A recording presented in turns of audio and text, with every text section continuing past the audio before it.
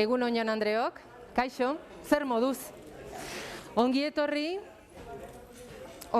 lagunkoitasuneko jardunbide egokien 5. topaketa honetara. Gasteizko Artium Museoan gaude eta hemendik agur bero bat bidaltzen dizuegu YouTubeko kanalaren bestekaldean zaudeten guztioi. Good morning, ladies and gentlemen. Muy buenos días, os damos la bienvenida a esta... Ongi etorriak, gauza bera esaten du gaztelaniaz. Organizadas por el Gobierno Vasco en colaboración con Matías. Eusko Jaurlaritzak eta Matia Institutuak antolatu dituzte jardunaldi hauek Euskadi Lagunkoiaren barruan. Edadismoan zentratutako jardunaldiak dira hauek. Zer da edadismoa? Estereotipo, aurreiritzi eta jarrera multzo bat diskriminatu egiten duena jendea bere adinagatik. Oraingo honetan gaurkoan edadetuei, adinekoei eragiten dien edadismoan zentratuko gara. Pandemian adibide asko ikusi ditugu. Pertsona nagusien aurkako edadismoaren adibide lazgarri asko ikusi ditugu, ezta? Eta topaketa honetan saiatuko gara behintzat aztertzen nola aurre egin edadismo horri eta azken finean nola saiestu dezakegun edadismoa gure gizartetik. Eta horregatik oso garrantzitsua da zuen parte hartzea topaketa honetan. Eskatuko dizuegu sare sozialen bitartez, mesedez, hashtag hau erabiltzea. Euslagunkoia BBPP21. Es muy importante contar con vuestra colaboración en redes sociales. Oso garrantzitsua da, sare sozialetan parte har dezazuen, hemen ateratzen diren ideia eta proposamen guztiak barreiatzeko, edatzeko eta partekatzeko guztion artean edadismo hori gure gizartetik atera ahal izateko, kendu ahal izateko. Horretaz gain, animatuko gintuz, nahi zaituztegu galderak egiteara hemen izango ditugun pertsonei, aurkezpenak egingo dituzten pertsonei, beraz mikrofonoak izango dituzu eskuragarri, bai hemen aretoan zaudetenok, bai YouTubeen zaudetenok ere, eta txata ere prest izango dugu galdera horiek bidaltzeko. Beatriz Artolazabal sailburua, berdintasun justizia eta gizarte gaietarako sailburua ongi etorri eszenariora. Eta Gorka Urtaran Gasteizko alkatea, ongi etorri baita zuri ere.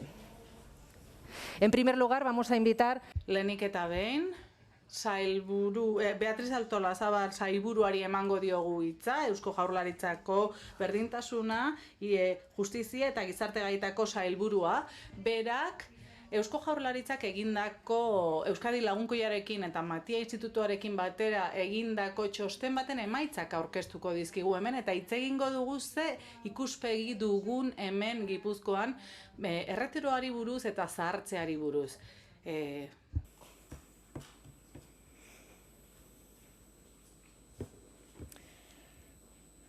Egun on guztioi eta ongi etorri Euskadira, ongi etorri gure hiriburura Gasteizera. Plazerra da guretzat ere honetako jardunaldia antolatzea. Plazerra ere bete beharra ere bai. Gure gizartea zahartzen doalako. Jada 1,5 milioi biztanle inguru dauzkagu 75 urtetik gorakoak. Antes de nada, quisiera dar la bienvenida. Ezer baino lehen, ongi etorri eman nahi diot Bania de la Fuenteri, Hanna Smidi, Moira Alani, Federico Armenterosi, Carmen Martín eta Carmen Leoni. Gaur izango dira gaur gurekin hizlari gisa. Eta ez da kasualitate hutsa, hemen parteatuko duten 6 pertsonetatik 5 emakumeak izatea. Eustaten arabera, gure autonomia erkidegoan 484.000 persona baino bizi dira, 75 urtetik gorakoak, ia 1,5 milioi da, eta guztizko biztanleriaren 122. 1,5 milioi 75 urte edo gehiago dituzten pertsonetatik 155 emakumeak dira eta 42,5 gizonak. Hau da, ia 75.000 gehiago dira emakumeak, eta fenomeno horri gorakadan dago. Gure herrialdean bizi itxaropena munduko handienetakoa da, eta noski hori oso albiste pozgarria da, baina horretaz gain zahartu egiten gara, baina zahartzea ez da gainberaren sinonimo. Gure adinekoak bizi kalitate handiagoarekin bizi dira, eta haien gure gizartean betetzen duten rola ezinbestekoa da. Eusko Jaurlaritzarentzat adineko pertsonak altxorra dira, familiarentzat, komunitatearentzat, jasangarritasunarentzat, bai ekonomikoa, bai gizarte jasangarritasuna, boluntariotzaren bitartez, bere esperientziak partekatuz, familiei lagunduz adidez zaintza lanetan, edo besterik gabe diruz lagunduta. Haien lana bere biziko garrantzia du.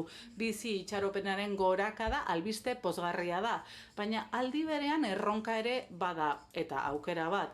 Gure euskal gizartearentzat, ze fenomeno demografikoa oda zahartzea, gizarte politiketatik heldu behar da, eta politika publikoetatik. Begiratzeko beste modu bat eskatzen du.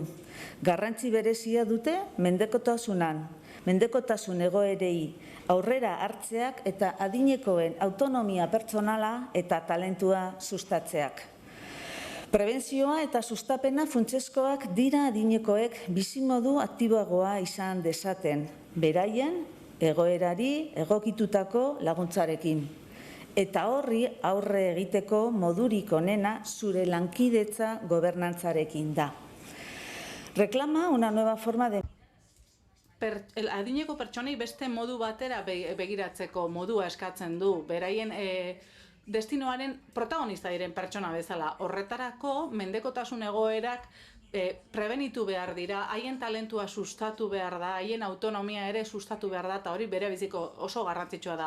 Prebentzio eta sustapena funtsezkoak dira adineko pertsonentzat, eta pertsona horiek bizitza aktiboagoa izaten jarrai dezaten. Erabateko bizitza ondo integratua bere ingurunean eta behar duten laguntzarekin. Horri heltzeko modurik onena lankidetzako gobernantza da, hau da adinekoekin batera egitea. Adinekoen parte hartze aktiboa nahi dugu gizarte erronka horiei laguntzeko. Euskadi lagunkoia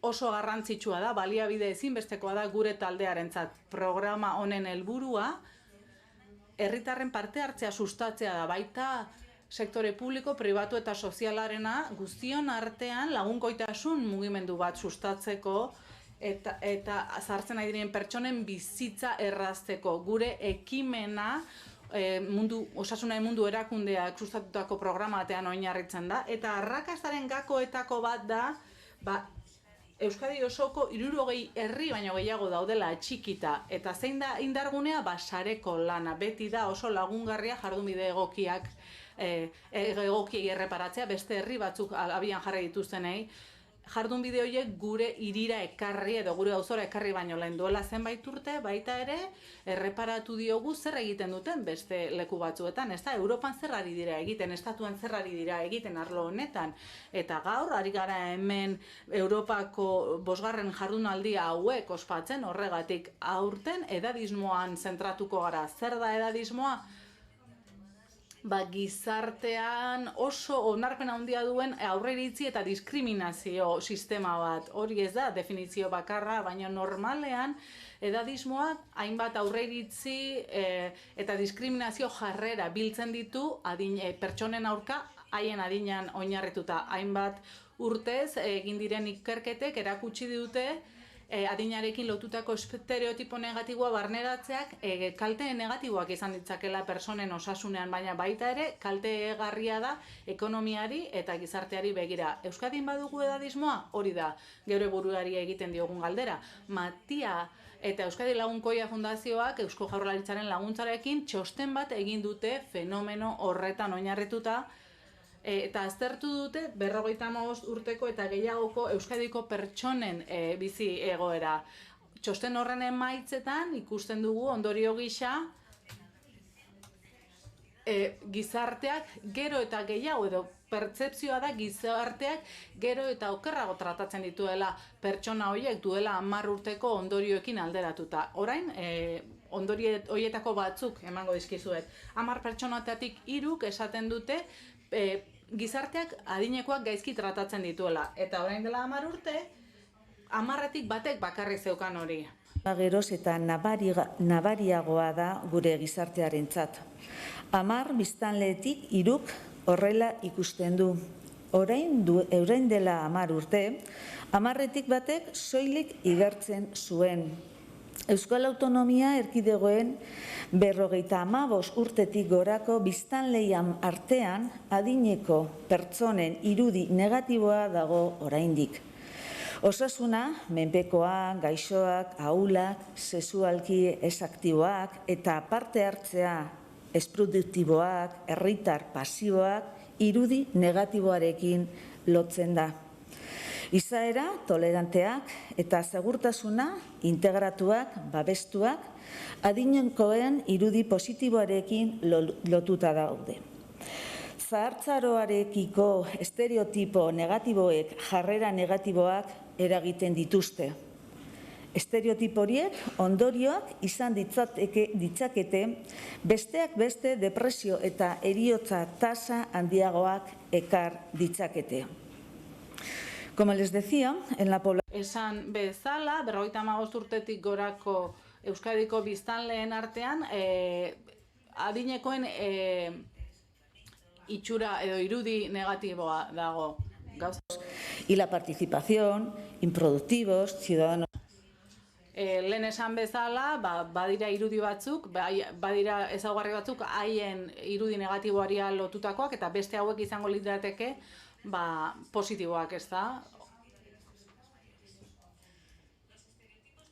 Estereotipo negatiboek, adinekoen aurkako estereotipo negatiboek, egiten dute adineko pertsona horiek ere bere zahartzeari buruzko irudi negatibo bat izatea eta horrek ondorio negatiboak izan ditzake, adibidez independentzia galera goiztiarra, desgaitasun handiagoa, baita ere depresio eta heriotza tasa handiagoak, hori da ikerketek diotenak.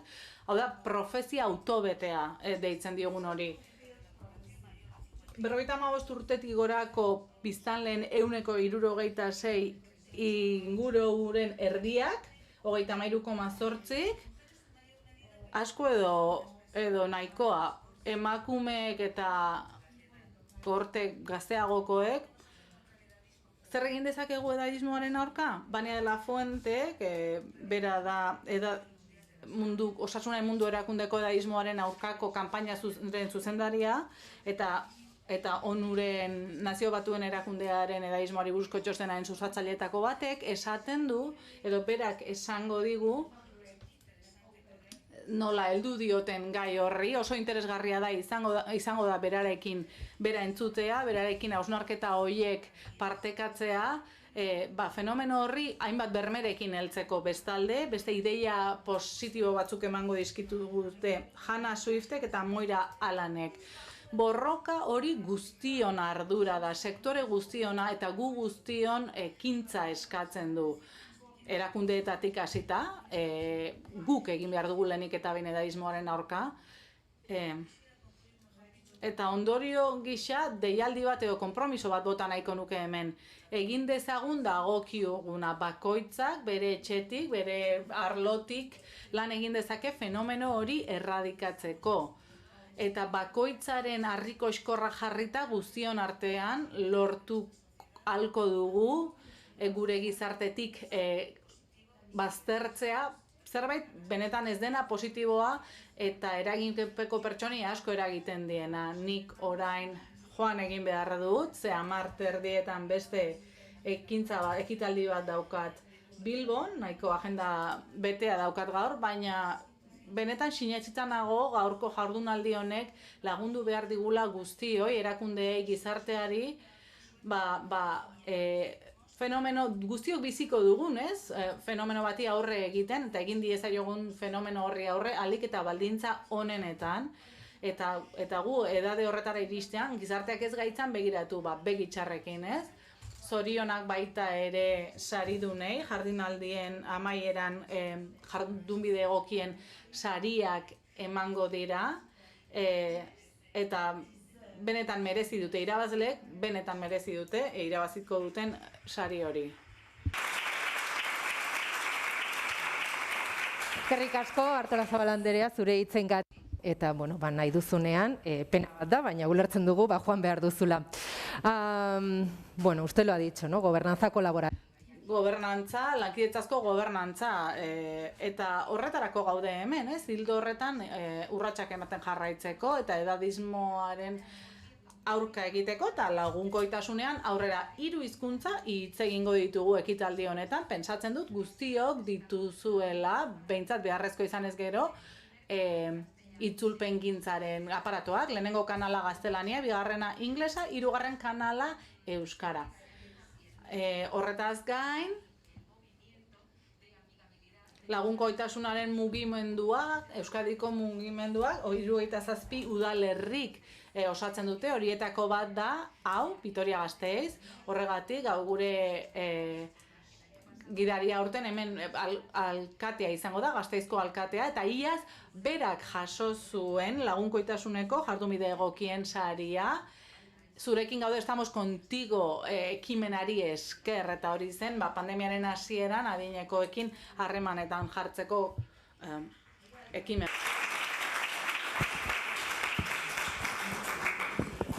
Good morning everybody. Egunon guztioi, muy buenos días a todos. Alkatea naizen aldetik, benetan plazer bada olako jardunaldi batean egotea, eta baita ere gure hirian Gasteizen alegia jasotzea horrelako hausnarketa, ez? Gure ongizatearen alde eta baita ere sartze fenomenoaren inguruan ondorio positiboak ateratzeko. Batzutan esaten dugu, hartzaroa izan daitekela gaitza bat, izan daitekela arazo bat, baina dana da gizarte fenomeno bat, denok esperatzen dugun gizarte fenomeno bat, ez? Izan ere denok bizi nahi dugu, ez, urte asko eta gainera bizio ona izatea. Eta beraz horren emaitza da, sartze aktibo eta osasuntzu izatea. Eta hori da hain zuzen ere, horrelako jardunaldietan bilatzen ari garen helbururi nagusiena, ez? Azken finean, nola lort dezakegun gure gizartean sartzea ahalik eta osasuntzuena eta baita ere parte hartzailena izatea. Y por eso creo que es muy importante. Horregatik da oso garrantzitsua hiri lagunkoien sarea. Ze joera bikoitz bati erantzuten dio, alde batetik zahartzearen fenomenoari ez da arazo bat. Ez da arazo bat eta ez da gaixotasun bat. Denok nahi dugu ahalik eta gehien bizi, ez? Bizi luzea izan eta ona gainera. Eta denok nahi dugunez bizitza luze eta ona izan, zahartze aktibo osasungarri baten alde egin nahi dugu, eta parte hartzaile baten alde, hori da nahi duguna. Sare honek beste fenomeno bati egiten dio erantzuna. Hiritartasunaren fenomenoari, gero eta gehiago hirietan bizi gara eta ez herrietan, eta hemen Euskal Herrian bi joera horiek bete-betean betetzen ditugu. 251 udalerrietatik udalerrietan bizi gara biztanleen erdiak.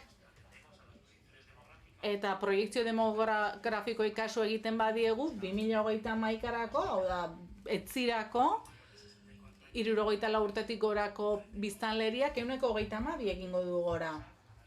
Eta izango dira guztira, ia biztanleriaren 130. Beraz, Euskadik oso lotuta dago munduko bi joera horiei. Hau da, biztanleriaren zahartze alde batetik eta biztanleriaren kontzentrazioa hirietan edo udalerri gutxitan bestetik. Hortaz, ongi etorriak sare honetara, Sailburu Andrea, eskerrik asko zuen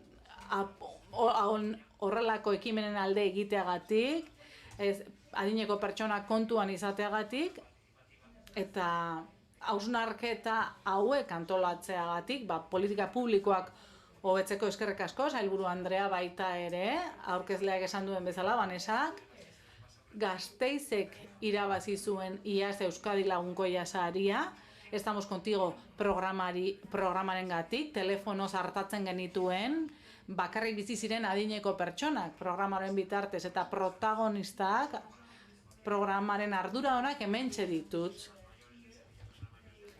Udaletxeko adineko pertsonen departamentukoak dira, eta baita ere gizan zentroetakoak horrela erabaki dute izendatzea, bizi eta izan, bizan. ze izan nahi dugu eta bizi nahi dugu.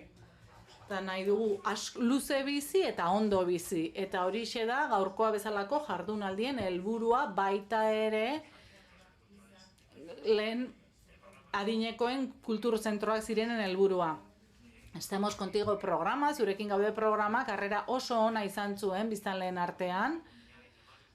Aukera izan genuen adineko pertsonei deitzeko telefonoz eta erakutsi ziguten bizitzeko gogoa zutela pandemia honi aurre egiteko eta berain harriko eskorra jartzeko gure gizartean. Bizan sare honi buruz ere gehiago entzuteko aukera izango dugu eta sareak jardunbide egokiak bultzatzen ditu, adibidez aktibatu barrio.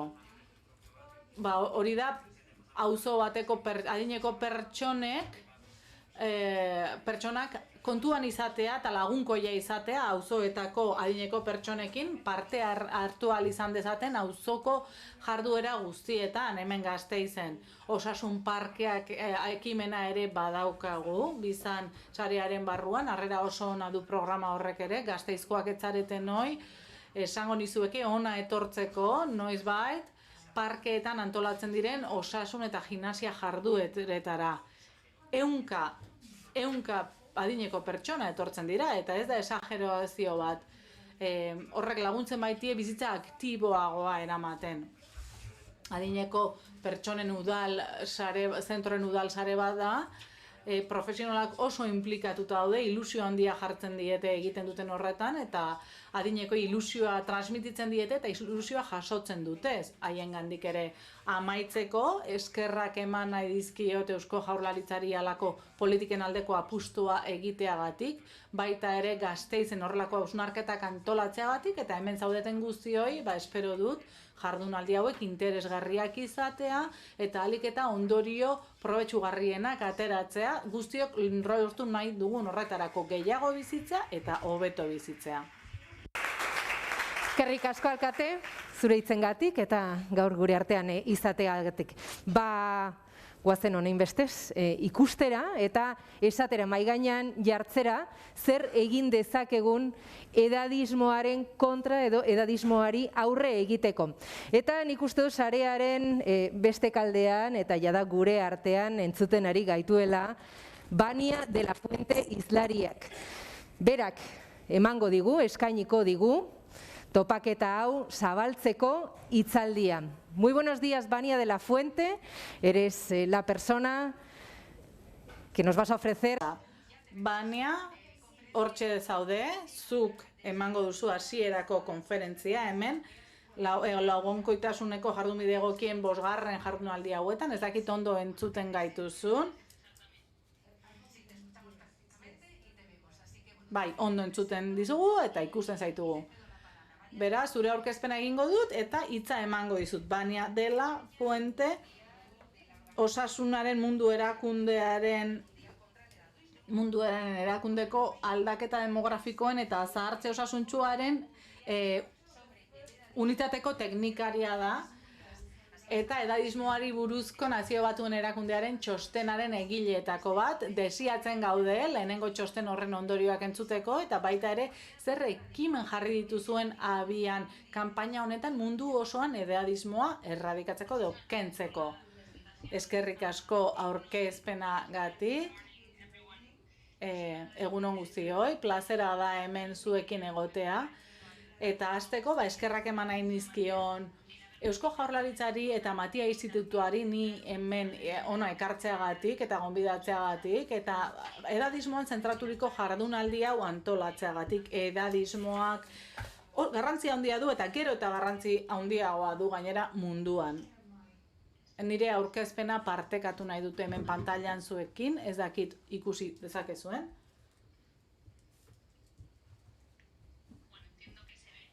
Pensatzen dut baietz ikusten duzuela, ezta? Bai. Berriz ere eskerrik asko, hemen ona etortzeko gonbidapena egiteagatik eta osasunaren mundu erakundean egiten ari garen lana partekatzeko aukera emateagatik. Edadismoaren arazoak gure bizitzako maila guztia eragiten die. Eta osasun publikoko arazo bada, baina baita giza eskubideekin loturiko arazo bat. Eta hori aurkezpenean zehar azalduko dut xehetasun handiagoz. Baina hasi baino lehen esan nahiko nizueke edo eskatu nahiko nizueke hemen zaudeten guztioi pentsa dezatela noiz edo egoera batean noiz beren adinagatik gaizki tratatu zituzten. Pentsatu dezatela hori, noiz tratatu dituzte gaizki bere adinagatik. Agian iraindu egin zuten edo ezikusierena egin zieten lantokian. Edo familiak errespeturik gabe tratatu zuen, edo uko egin etzioten lan bat eman, edo mailegu bat ere etzioten eman, edo etzioten arreta medikoa eskaini, bakarrik adinagatik. Horri deitzen diogu edadismoa. Edadismoa dago baita ere, zuekin partekatu nahi dituen honako lekukotza hauen atzean. Adibidez, Fernandok Bolivian esaten du. Adinekoen aurkako diskriminazio arazo larria da. Ni alargun geratu nintzen duela 7 hilabete eta emaztea hil zitzaidanetik nire familiak diskriminatu egin nau zaharragoa eta alarguna izateagatik. Zelin ere badugu Haitikoa. Eta esaten du, 2 lan ukatu zizkidaten esanez zaharregian nintzela eta nire osasunak arazoak ekarriko zituela nire produktibitatean. Edo adibidez Indiako beste nidur. Ematen didaten dolar bakoitzarekin arau berriak, gardentasun arau berriak ematen dizkidate, esanez bezala gaztea izateak berekin dakarrela inkompetentea, arduragabea izatea. Errusiatik esaten du oso babesgabe sentitzen naiz eta baztertua, baina ez dago nora jo hori saietzeko. Errealitate bakoitza bakarra da, baina badukate gauza bat komunean, hau da, adina, edadismoaren gaia. Hemen hitz egingo dugun gaia. Hemen aurkeztuko dizudan honetan, martxoan, Nazio Batuen Erakundeak argitaratutako txosten baten ondorioak aurkezuko ditut. Eta aztertuko dut ze eskala, ze maila, ze ondorio ditun edadismoak eta zer egin daiteken hori murrizteko. Horretaz gain, Omeren lanari buruz ere hitz egingo dut edadismoaren kanpainaren baitan. Baina az gaitezen definizioarekin. Edadismoaz hitz egiten dugunean zertaz ari gara? Nola pentsatzen dugun, nola sentitzen dugun eta zer jarrera dugun beste pertsona batzuen aurrean adinagatik. Horrek esan nahi du, edadismoaz hitz egiten ari garenean 3 dimentsiotaz ari garela hitz egiten. Estereotipoak, aurreitziak eta diskriminazioa edo gure jarduteko jarrera. Dimentsio horiek oso kontuan izan behar ditugu, ze edadismoari aurre egiteko estrategiak 3 dimentsio horietan oinarritu beharko dira. Ez da nahikoa diskriminazioaz baztertzea, ze 3 maila horiek elkarri eragiten diote eta 3ak eduki behar ditugu kontuan. Partekatu ditudan lekukotzetan ikusi duzuen bezala, edadismoari buruzko mundu txostenean islatzen dugun gauzetako bat da, guztioi eragiten digula. Adin guztietako pertsonei eragiten digu. Eta badakigu oso goiz hasten dela, 4 urte inguruan, aurrek oso kontziente dira, beren kulturan badirela adinarekin lotutako aurreiritzi horiek, eta hasten dira erabiltzen, esateko, nola jarduten duten beste pertsona batzuekiko. Edadismoa bizitza osoan zehar dago gurekin, eta gazte-gaztea garenetik handiago garenetara manifestatuko da. Las cosas que mostramos en el Edadismoari buruzko txostenean esaten duguna ere edonon dagoela da. Gure erakundeetan dago, gure harremanetan eta guregan ere pertsonalki presente dago. Edadismo instituzionalari buruz hitz egiten dugunean, giza arauei buruz hitz egiten ari gara eta bide desberdinei buruz eta bidegabekeria sustatzen dutenak edo kalte egiten diguten gauzei buruz ari gara. Erakunde edadismoa erakunde askotan dago osasuna buruzko erakundeetan, erakunde legaletan eta barretan. Gaurko aurkezpenean batzuk garatuko ditut, besterik ez, txostenean daudenak, baina segurazki erakunde edadismoa gure erakunde guztietan dagoela dirudi, erakundeak gizartea islatzen dutelako. Hasten bagara adibidez, osasun sektorearekin eta giza arretarekin hasten bagara, ikusten dugu edadismoak edadetuengan daukala eragina. Ikasketa batzuek nabarmendu dute edadismoak zehazten dutela nola tratatu, nola hartatu pertsonak, kasu askotan. Pandemiaren testu inguruan ikusi dugu diskriminazio praktikak badaudela tresna vitalak eskuratu ahal izateko, arnasgailuak kasu. Beraz, baliabideak ez daude eskuragarri guztiontzat era berean. Eta hau oso kezkagarria da, zergatik dauzkagun datuek erakusten dutelako argi eta garbi edadetuak direla heriotza tasa altuagoa daukatelako gaitz honen ondorioz. Bestekin konparatuta, alderatuta. Zergatik sarbidea mugatzen dugu edadearen arabera eta zergatik ez dugun pertsonaren gaitasuna kontuan izaten. Adin bat daukagunean, zergatik ez daukagu errekurtso edo baliabide horiek erabile ahal izateko eskubidea. Ikerketatik geratzen dira edade bateko pertsonak ere, zergatik eta gainera kontuan izan behar dugu terapiak eta baliabideak beraientzat ere badira. Beraz, ensaio klinikoetan sartzen ditugun pertsonek ez dute islatzen gizartea, bere orokortasunean eta ikerketa horien emaitzak, tratamenduen eraginkortasunari buruzkoak direnak, ezin dira aplikatu edadeko biztanleriari. Eta ondorio hauek adin batera iristen garenean aplikatzen dira ere. Beste eragin bat da, osasuneko profesionalek bilatzen duten datuei buruz, adibidez, osasun sexualari buruzko datuak bilatzen dituztenean. Adibidez, esate baterako, ez dituzte sexuari buruzko galderak egiten, adin batera iristen garenean asumitzen dutelako, sexualki aktiboak ez garelako adin batetik aurrera.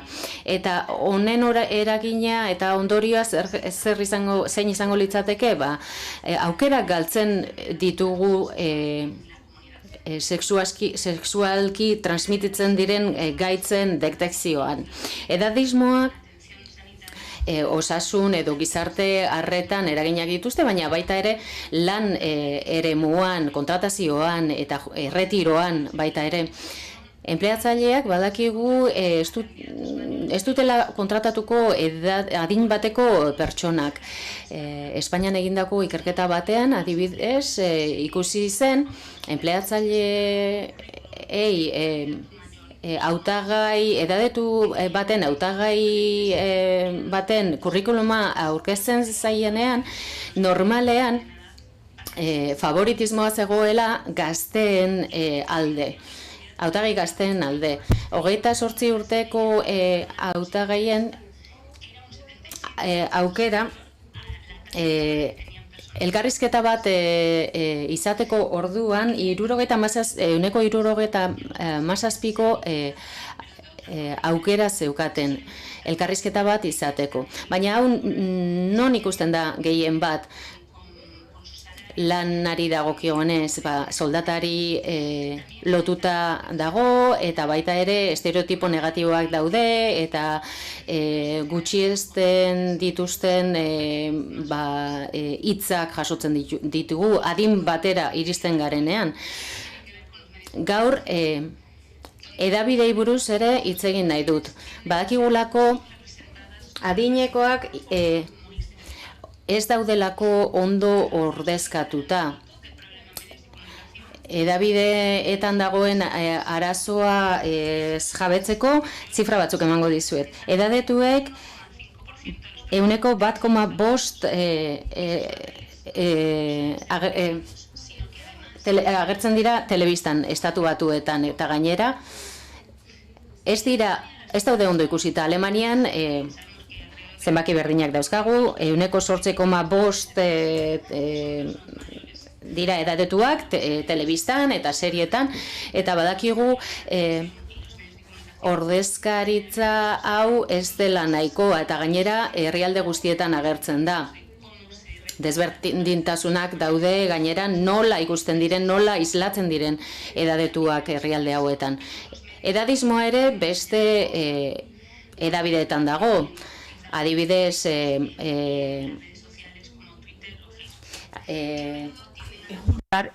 egunkarietan erabiltzen dugun hizkuntzan ikusten dugu. Ikasketa batek ondorioztatu zuen laurden komunikazio, Twitterren egiten diren komunikazio guztietatik laurden bat edadista zela. Espainian ere 500 titularran ikertu zuen eta horren ehuneko handiak erakusten zituen edadetuak negatiboki. Asko egin beharra dago oraindik esparru honetan. Azken finean ikusten ditugun iritziak edabideetan ezinbestekoak dira. Zergatik gure eguneroko jardunan eragina dutelako eta eragina ere dutelako nolako harremanak ditugun edadetuekin. Beste eragin bada eta argia gainera nola zahartzen garen. Eta nola onartzen dugun zahartze prozesua. Erakundeetan ikusten da edadismoa, baina baita ere gure harremanetan, eta hau da edadismo interpertsonala. Hau non ikusten da, adibidez, pertsona bat era kondescendiente batean tratatzen duenean adineko pertsona bat, edo infantilizatzen duenean, haur bezala tratatzen duenean. Hau inglesez how to speak deitzen da, eta zertan datza, umeekin erabiltzen dugun, hizkera erabiltzen dugunean adineko pertsonekin. Eta pentsatzen dugu adineko pertsonek daukatela gaitasun kognitibo baxuagoa, hau ez da egia, noski, baina horrela da. Eta infantilizazio hau edo errekursoa errebiltzen duten pentsatzen dute edadeko pertsonek adin kognitibo baxuagoa daukatela, eta hau estereotipoa bada noski. Munduko hainbat herrialdetan edadismo interpertsonala ikus dezakegu sorginkeri akusazioetan eta batez ere emakumeen kontra dijoaztenak. Hau da, adibide argia eta interakzio bat dago beste ezaugarriekin, noski emakumea izatearekin kasu honetan. Zer gerta daiteke sorginkeri akusazio hauekin? Oso larriak direnak, edade bateko emakumea ostrazismora bidaltzen da askotan, eta askotan erre egiten dute, eta hil egiten dute emakume hori. Telebistan Keniako berri bat entzun genuen duela gutxi, lau emakume sorginkeria leporatuta, sorginkeriagatik leporatuta izan ostean, hil egin zituztela, lapidatu egin zituztela. Eta askotan pentsatzen da, edadeko emakumeek errua dutela norbait hiltzen denean edo gaixotzen denean.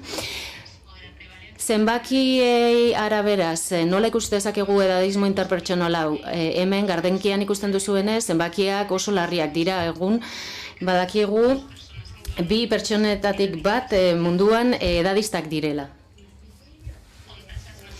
Eta saltuagoak ikusten ditugu, errenta bajua duten eta ertainak dituzten herrialdeetan. Posible da edadismo gehiago jasatea adin gehiago daukagunean, edo teknologiarekin edo hosteleriarekin lotutako esparruetan lan egiten badugu. Aukera gehiago dago edadismoa sufritzeko edo emateko gizona bagara, edukazio maila bajoa baldin badaukagu eta kontaktu gutxi izan badugu edadeko jendearekin edo pertsonekin.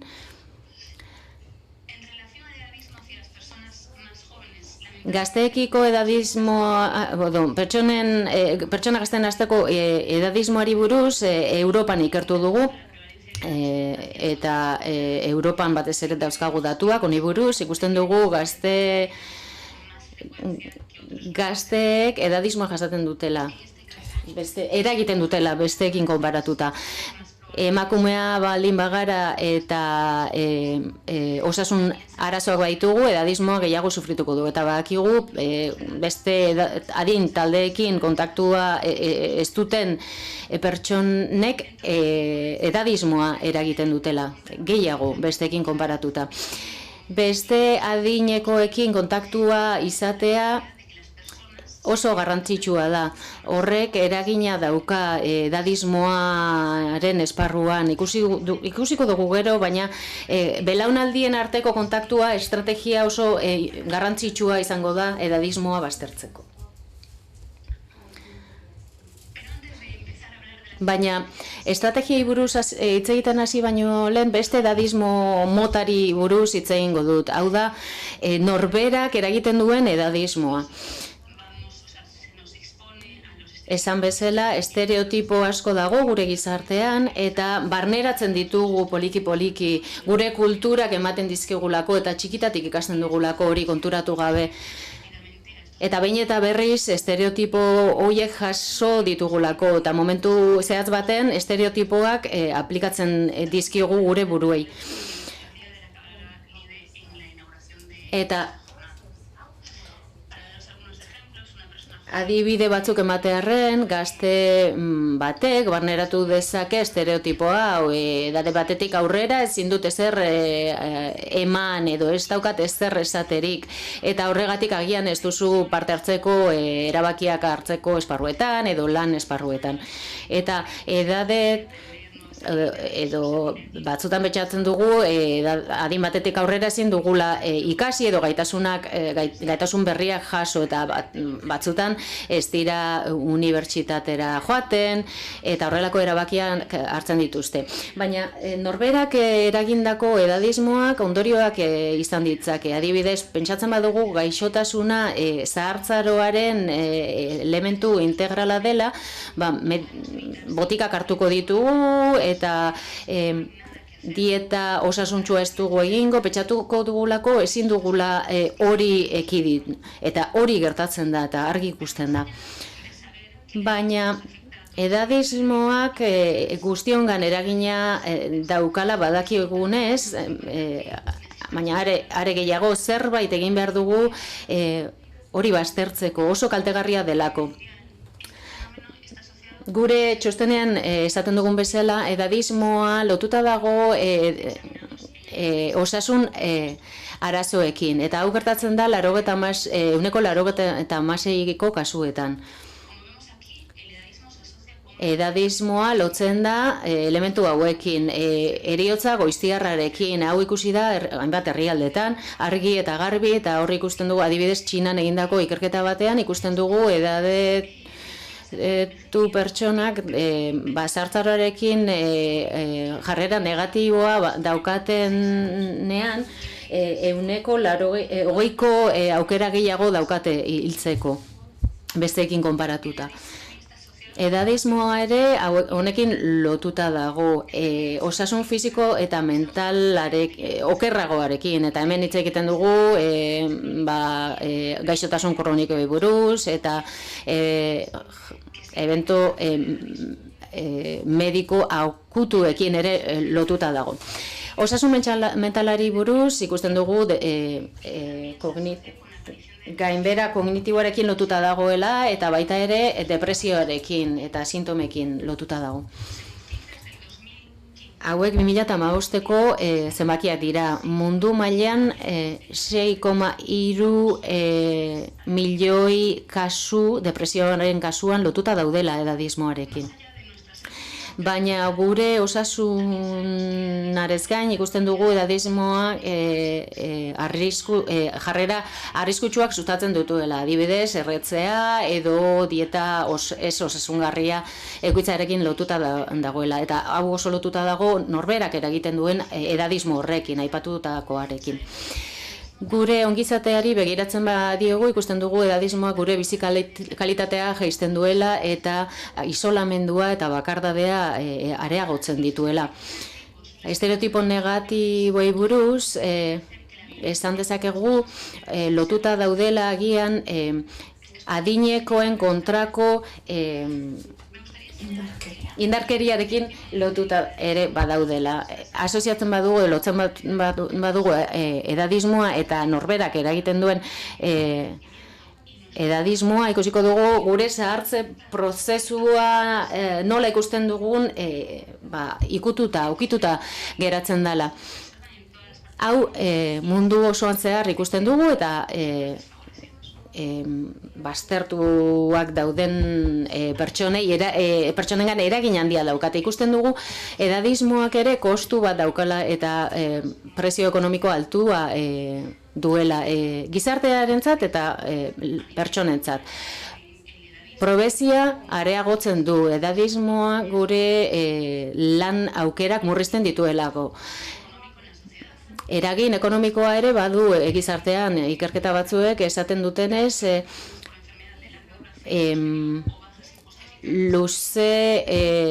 luzeak diren sabemos que bajak sortzen dituela eta baita ere gure osasun sistemetan eragina dutela. Estatu Batuetan ikerketa bat egin zen 2020an eta ondorioztatu zuen edadismoak sortzen zituela 3.000 milioi dolare kostatzen zuela urtero. Eta osasun sistema honetan honen baliokidea zer zen $7 bat. Urte batean, zehar.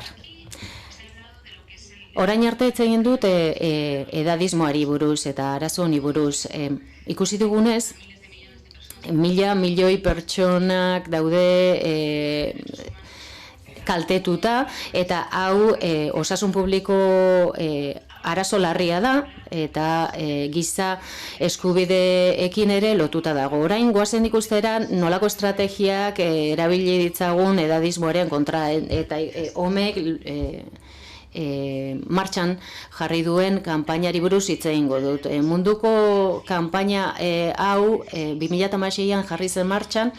Momentu horretan 184 estatuek eskatu zioten homei zuzendariari martxan jartzeko mundu mailean kanpaina hau, edadismoaren kontrako kanpaina bat. Momentu oso garrantzitsua izan zen, zergatik herrialde konturatu zirela oso zaila izango zela aurrera eramatea edozein programa politika mailan edadetuen beharrei erantzuteko.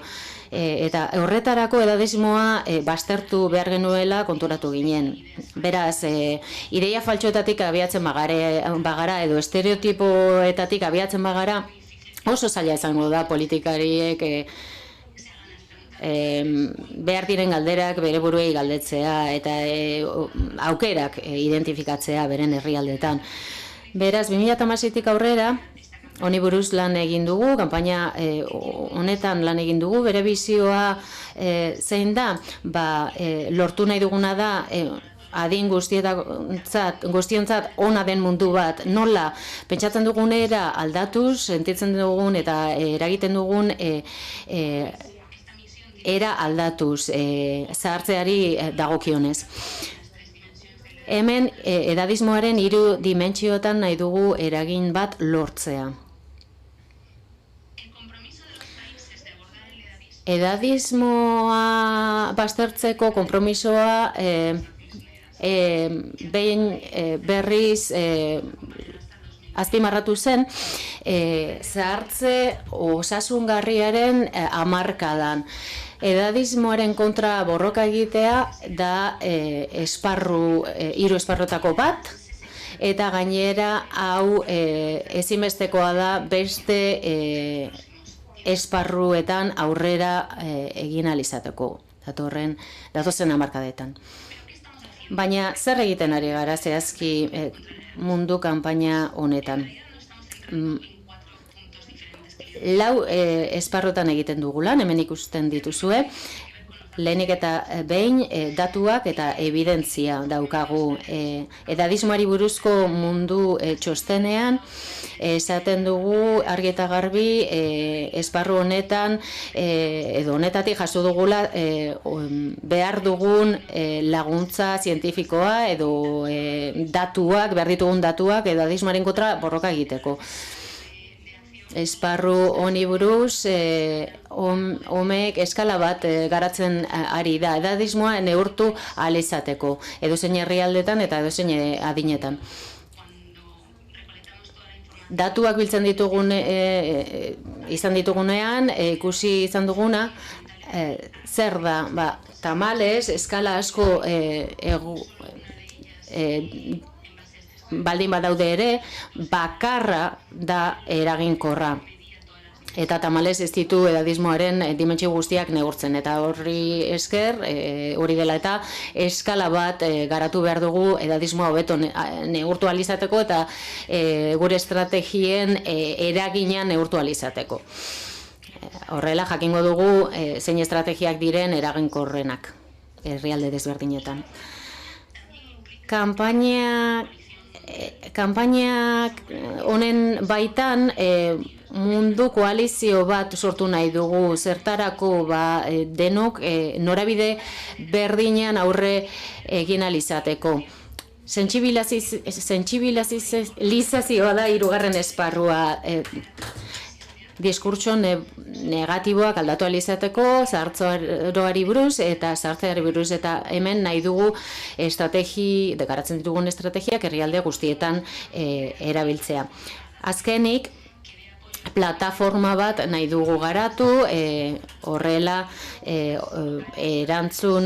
tokiko erantzunak, nazionalak eta nazioartekoak koordinatuko ditugu. 4 esparruak azalduko ditut jarraiki.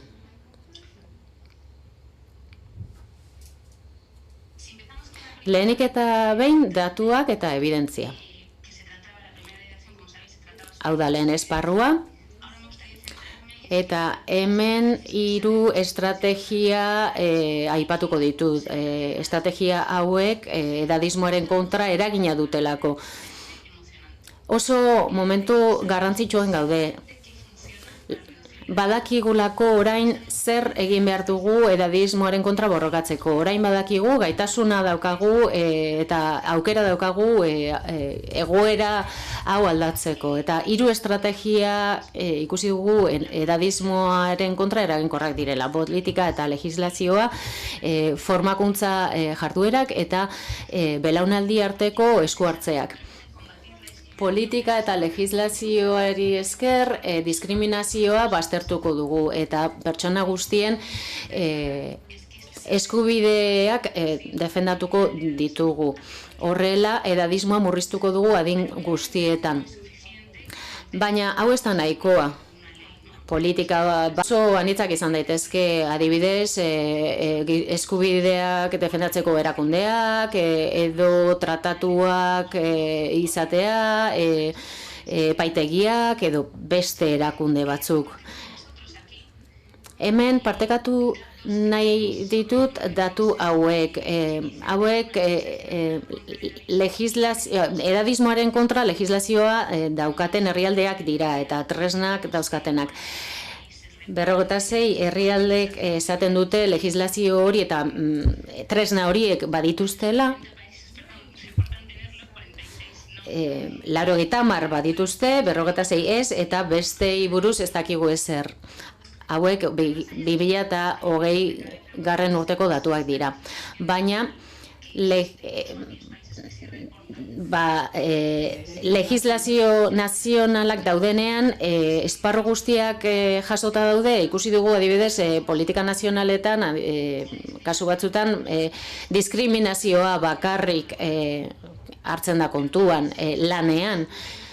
Baina ikusten dugu edadismoa beste hainbat esparruetan islatzen dela, eta ikusten dela, adibidez nola eskuratzen ditugu zerbitzuak, orduan, pentsatu behar dugu zer dagoen barne lege hauetan eta ea tresnak eraginkorrak diren. Pentsatu behar dugu gainera ea jendeak legeak ezagutzen dituen eta erabiltzen dituen, ez badira errespetatzen. Hau guztia legislazio nazionalei buruzko informazioa da, baina nazioarteko legislazioari buruz orain arte ez du izan tresnarik, estereotipoak, aurreiritziak eta diskriminazioa ekiditeko. Eta tamalez, nazioarteko tresna gehienak ez dute kontuan hartzen adina, diskriminazio iturri gisa. Beraz, esparru honetan badakigu politika eta legislazioa badagoela, baina oraindik asko dago egiteke. Formakuntzari buruz.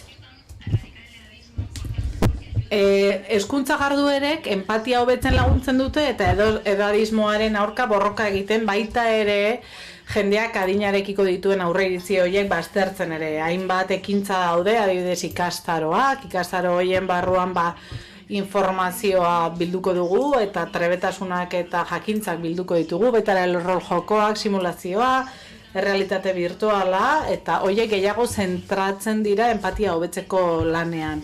Estrategia hori da metodo eraginkorrenetako bat adinekoen aurkako edadismoa saihesteko, baina ez ditugu nahikoa datu gazteen aurkako edadismoan duen eraginari buruz. Eta hirugarren estrategia dira belaunaldi arteko esku hartzeak. Lehen, edadismoaren prebalentziaz hitz egiten ari ginenean, esan dugu hainbat adineko pertsonekin kontaktu gutxi izateak baldintzatu egiten duela eta bultzatu dezakela pertsona bat edadista izatera adinekoekiko eta gazteekiko. Belaunaldi arteko esku hartzen helburua belaunaldien arteko interakzioa bultzatzea da normalean, gazteak eta edadetuak elkartzen dituzte, biei interesantzen zaien jardurak egiteko, bakoro batean abestu, lore zaintza, pelikulak ikusi, edo baita batera bizi ere. Esku hartze horiek oso eraginkorrak dira adinekoen aurkako edadismoa murrizteko lanean, eta gainera itxaropen handiak ditugu horrek ere gazteen aurkako edadismoa murriztuko duela. Badakigu hezkuntza eta belaunaldien arteko esku hartzea konbinatzen dituzten jarduerek aldatu egiten dituztela pixka bat gehiago pertsonen jarrerak bakarrikan belaunaldien arteko interbentzioekin alderatuta. Horretaz gain, datuen eta evidentziei buruz hitz egin du oso une garrantzitsua da, orain badakigu zer urrats jarraitu behar ditugun edadismoa errotik kentzeko, baina mundu mailako koalizio bat, laguntza bat izate ere oso garrantzitsua da bermatzeko munduko hainbat txokoetan koordinatu egingo garela lan honetan. Horretarako jarraitu den dugu datuak biltzen, aspaldi hasi ginen, baina informazioa biltzen ari gara hildo honetan lan egiten ari diren erakundei buruz informazioa bilduz edadismoaren aurka borrokatzen ari diren elkarteak. Hemen bada kanpainaren webgunea ikusten duzue eta hor ikusiko duzue esteka bat, elkarte bat baldin bazarete eta edadismoaren aurka borrokan ari bazarete, jo esteka horretara eta zuen informazioa bidali edo bestela horretan lan egiten hasi nahi baduzue gurekin harremanetan jarri. Nik uste dut YouTubeko kanalean ere partekatuko dizueguela informazio hau YouTubetik ikusten, gu internetez ikusten ari zareten nontzat. Beraz, mundu mailako aldaketa koordinatu honen sarea oso garrantzitsua da. Bestetik, hirugarren edadismoaren aurkako munduko kanpainaren 3. ardatza sentsibilizazioa da. Hemen 3 puntutan zentratuko gara. Lehenengo puntua da informatzea. Hau da, informazioa eskaintzea, baina baita ere prestatzea, formatzea pertsona edadismoaren inguruan jakin dezaten nola errotik kendu. Nola egiten dugu? Mintegien, webinarren, masterclassen, online prestakuntzaren eta giden garapenaren bitartez. Adibidez, gida bat atera dugu komunikabideetan edadismoa saihesteari buruz eta azpimarratzen du ze garrantzitsua diren hitzak eta erabiltzen ditugun irudiak. Orain beste gida bat ari gara lantzen, interesdun guztiei laguntzeko belaunaldi arteko jarduerak antolatzen eta ezartzen, eta adibideak ematen ditugu, nolako jarduerak antolatu komunitateetan, eta gida honi esker, pertsona edo ezein pertsonak dituen baliabideekin zerbait antolatu dezake bere komunitatean. Sentsibilizazioari dagokionez, sustapena lantzen dugu, hau da, sustatzen dugu edabideekiko trukea, beraiek ere sar daitezen gurpil honetan eta aldaketa sustatu dezaten, baina baita ere trukea gobernuekin eta beste sektore batzuekin 3 estrategia horiek ezartzen laguntzeko. Eta azkenik aldaketa, aldatzea, gure pentsamoldea, pentsakera sentitzeko modua aldatzea, adinekoei buruz ditugun iritzi horiek guztiak aldatzea, guztiok jarri behar dugu gure aldetik, goizean entzun dugu, edadismoa guztion ardura dela eta guztiok izan behar gara aldaketa horren zati, benetako eraldaketa gerta dadin. Horretarako tresna kit bat sortu dugu, jarraian hitz egingo dut horri buruz, eta baliabide asko eskaintzen ditugu kit horretan, eta guztion eskura daude gainera. Aipatu nahi nuke, beste alde, lehen ere esan dut, baina guztiok hasi gara tamalez gizarte edadista batean, eta seguruenik guztiok izango dugu batean edadista puntu bat, ukitu bat. Baina, eta beraz gizarte bezala edadistak gara. Aldaketa prozesuak inkrementala dira, goranzkoak dira. Horrek esan nahi du, norbait aldatzen hasten denean, besteak jarraituko diotela, eta azkenean, arraroa edo bitxia izango dela pertsonen aurkako diskriminazioa ikustea adinari dagokionez, edo entzutea diskurtsoak adina arazo bezala ikusten dutenak aukera gisa ikusi beharrean. Esan dudan tresna kita da hemen pantailan ikusten ari zareten hori. Eta zer biltzen du? Baliabide sorta zabala. Edadismoari buruzko informazioa, zuen ekitaldiak antolatzen laguntzeko gida, elkarrizketa gida, elkarrizketa bat hasteko, adibidez zuen etxean, zuen lagunekin, edo zuen familiarekin hizketan hasteko, edo zuen lan ingurunean, eskoletan, ez dakit irakasleak dauden gaur hemen gure artean, baina zaitezkete zuen ikasgeletan elkarrizketa hauek izaten eta arazo horren inguruko sentsibilizazio lana egiten. Diskurso aldaketa hori, gizarte aldaketa hori, bai posible da, aldaketa handiak ikusi ditugu adibidez emakumeen pertzepzioari buruz, azken hamarkadetan, baina aldaketa hori benetan gauzatzeko gutako bakoitzaren ekintza du beharrezkoa, ez bakarrik gobernuena, erakundeena, beraien estrategiez gain gutako bakoitzak ere egin behar du bere ekarpena txikia izan da ere. Bestalde, aipatu nahiko nuke, edadismoari buruzko munduko txostena eskuragarri izango dela osorik gaztelaniaz datorren urtean. Espero dut adi egotea, gu jarraitzea eta jakitea noiz ateratzen den gaztelaniaz orain, ingelesez eta korearrez bakarrikan dago eskuragarri, baina laburpenak daude beste hizkuntza batzuetan eta gure webgunean aurkituko dituzue laburpen horiek. Azkenik, gure lana ekintzarako plataforma sortzea ere bada. Zertarako tokiko erantzunak, nazionalak eta globalak hobetzeko. Hainbat ekimen daude munduko txoko askotan, baina ezingo dugu ikasi ekimen horietaz eta hasi, ez dugu informazio hori eskuratzen. Nola eskuratu? zahartzeak osasungarriaren hamarkadaren plataformari esker. Izan genuen deialdi bat oso garrantzitsua, edadismo a través de las edades izenekoa, ekimen hori urriaren batetik, hau da, adineko pertsonen nazioarteko egunetik, azaroaren 20ra, aurren nazioarteko egunera garatu zen, eta egin genuen bizitzaren bidea jarraituz aztertu. Orduan, adinekoen edadismotik hasi ginen eta amaitu genuen gazteen eta aurren aurkako edadismoarekin. Hainbat eta hainbat eduki jaso genituen mundu osotik eta hainbat sektoretatik eta plataforma horretan jarri dugu. Edadismoari buruzko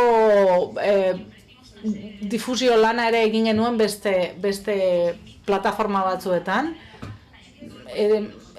Oso interesgarria da, nahi baduzu hor sartu, eskuragarri dago eduki osoa oraindik, eta ekarpenak egin nahi badituzu ere, ongi etorriak izango dira. Gure helburua da, baliabide horiek zabaltzea, gero eta baliabide gehiago eskaintzea plataforman, eta jakintza horri esker batera haztea, guztiok batera. Horregatikan, animatu nahi zaituztet plataforma horretan sartzera, eta zuen ekarpenak egitera, dituzuen baliabideak, edo zuen ahotsak entzunaraztera, edadismoaren inguruan. Plataforma gaztelaniaz, ingelesez eta frantsesez bidali ditzakezue baliabideak. Eta azkeneko diapositiba honekin itxi nahiko nuke nire hitzaldia eta gutxi gorabehera laburtu zuekin partekatu ditudan funtsezko puntuak. Hau da, edadismoa guztioi ere egiten digula, oso zabalduta dagoen arazo bat dela, guztioi ari zaigu kalte egiten, maila individualean eta kolektibo gisa, baina garaitu dezakegu guztiok, sektore guztiak eta pertsona guztiak ekiten badugu, konpromiso hartzen badugu, garaituko dugu. Denbora luzegia pasa izan dugu edadismoa zalantzan jarri gabe. Espero dut hemen zaudeten guztioik gure mugimenduarekin bat egitea, adin guztientzarako izango den mundu bat eraikitzeko lan horretan parte hartzean. Hasiera galdera batekin hasi dut eta hala bukatu nahiko nuke, eta hau da nire galdera. Adin guztietarako mundu batean biziko bagina zer ikusiko, entzungo edo sentituko zenukete zeuen familian, komunitatean, herrialdean. Konparatu irudi hori munduaren egungo egoerarekin eta erabili egin behar dugun ibilbide hori irudikatzeko eta indarra, bide hori egiteko indarra hartzeko. Eskerrik asko eta galderakoa dituzue postik erantzungo ditut.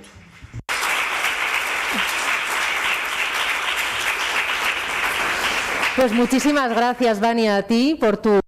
Eskerrik asko, Bania, zure hitzaldi oso inspiratzaileagatik eta baikorra. Ze azkenean gure helburua da guztion artean irten bideak bilatzea edadismoarentzat. Ea hemen zaudetenok, baita txatean daudenek ere, galderarik duten. Hemen zaudeten handik hasiko gara, norbaitek badu galderarik? Sí. Bai. Nik galdera asko ditut, eta hasteko eskerrak eman nahi dizkiot Baniari bere aurkezpenagatik. Edadismoa errotika amaitzeaz hitz egin duzu, baina nire ustez lehenago egin behar da ikusarazi, ez dakit. Ez dakit erradikazio prozesu horren barruan dagoen ikusarazteo edo bisibilizazio hori. Nire esperentzian konturatu naiz, batez ere adineko pertsonekin, badirela gauzak diskriminazioa direnak, eta barneratu egiten dituztela. Normaltzat jotzen dituztela. Beraz, hori da nire galdera. Nola dago lotuta edadismoa bisibilizatzea eta errotik ateratzea edo kentzea. Badut beste galdera bat. Ze ondorio izango ditu edadismoa baztertzeak? Ze gertatu daiteke neurri batzuk ez izatea oso harrera ona. Adibidez, erretiro adina. Espainian, duela gutxira arte, 65 urte zen erretiro adina, eta 2 urte luzatzeak gizarte mugimendu asko piztu zituen, esanez, eskubideak lapurtzen ari ginela, baina iruditzen zait, izan daitekela, erretiro adina izan daitekela diskriminazio arrazoi bat, ez daki zer gertatzen da den 75 urterekin pertsona batzuekin, ez? Aurreko egunean lan egin zezaketen eta 75 urte betetakoan ezin duten lanik egin. Ez dakit baduzuen lanbidei buruzko txostenik, nik badakizu ez lanbide den edadiztena, ez dakit erizainena, 11 galdera ditut, eta inork ez baditu ezer galdetu nahi, nik jarraituko dut. Ez. Eskerrik asko, oso interesgarriak dira zure galderak, lehenengoarekin lotuta arrazoi duzu, oso zaila izango da edadismoa ezabatzea ez badu arazoa ikusarazten. Eta esan duzun bezala askotan interpretatzen dugu diskriminazio egoera asko zuritu egiten ditugu, esanez, hori edade bat izatearen ondorio dela, ez dakit. Askotan edadismoaz hitz egiten dugunean, beste herrialde batzutan, ukatu egingo dizute, esango dizute, ez, herrialde honetan ez dugu arazo hori, errespetatzen ditugu adinekoak, baina hasten zarenean galdera batzuk egiten, bai konturatzen dira, agian baietz, badagoela diskriminazio hori. Eta orduan konturatzen dira, bai, hau bai gertatzen da hemen, eta pixkanaka elkarrizketa horretan dauden pertsona konturatzen dira herrialde horretan, naiz eta adineko pertsonak asko baloratu, baina badituztela edadismo esperientzia horiek ere bai, eta sentsibilizatzea oso garrantzitsua da. Bestela oso zaila da gobernu bat konbentzitzea edo hainbat sektore konbentzitzea eta esatea zerbait egin behar dutela. Orduan, sentsibilizazioa eta erradikazioa batera doaz, eta edadismoari buruzko mundu txosten bat izateak zifra batzuk ikusarazten ditu, eta horrela ikusten dugu ze eragin duen horrek gugan, ez bakarrik zen nola den fenomenoa, baizik eta ze eragin duen, eta horrek laguntzen du aldaketa bat egiten eta herrialde guztietan jarri behar diren estrategiak lantzen. Orduan, agintariei ez ezik laguntzen die baita ere pertsonei, pertsonek batzutan onartu egiten dute, pentsatuz normala dela, hor ere asko dago egiteko. Bigarren galderari dagokionez, hau da, ze ondorio izan ditzakeen edadismoa ezabatzeak, eta erretiroari buruz hitz egin duzu, niretzat hemen gakoa da aukera. Pertsona batek erretiro adin bat ezarrita dagoenean, adibidez, pertsona batek nahi du, benetan adin horretan erretiratu, baina muturreko aldaketak egiten badira eta erretiro adina atzeratzen bada, agian gerta liteke pertsona batek ez nahi izatea lanean jarraitu eta ez dauka aukeratzeko aukera hori. Noski, ez da gauza bera erretiroa 5 urte luzatzea edo gutxiago, adibidez unibertsitateko kargoetan pertsona askok lanean jarraitu nahi izaten dute, beste sektore batzuetan, adibidez fisikoki gehiago eskatzen duten beste sektore batzuetan, adibidez mehatzaritzan, agian pertsona horiek lehenago erretiratu nahi dute. Niretzat hor gakoa da aukeratzeko aukera ematea, ez da? Noski, orain adin kronologikoan ezartzen da politika. Agian berrikusi egin beharko lirateke politika horiek, ze aukera daudena aztertu, eta noski galdetu, neurri horien eraginpeko pertsonei galdetu.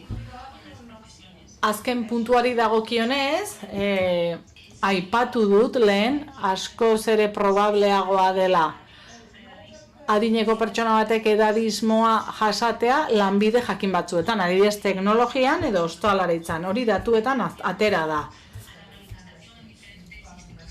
Hainbat erakundetako adierazpeni dagokienez, adibide batzuk aipatu ditut, adibidez osasun sektorean ikusten da edadismoa, baina ez dakit esaten gehiago gertatzen dela medikuengan, erizainengan baino, ala ez. Sentsibilizazio handiagoa eta hezkuntza handiagoa behar dugu lanbide guztietan. Oso nik medikuntza ikasi nuen eta karreran ez genuen geriatria hitz egiten, ia. Ez genuen adineko pertsonei buruz hitz egiten. Naiz eta espezialitatea gora bera, azkenean ikusiko ditugun paziente gehienak adineko pertsonak izango dira. Eta hala izan da ere ez dago prestakuntza egokia adineko pertsonei premiei erantzuteko.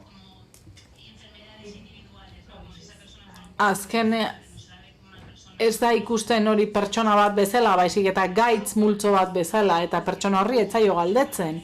Orduan, iruditzen zait, badirela hemen hainbat gauza egin ditzakegunak, baina kasu honetan hezkuntza oso garrantzitsua da.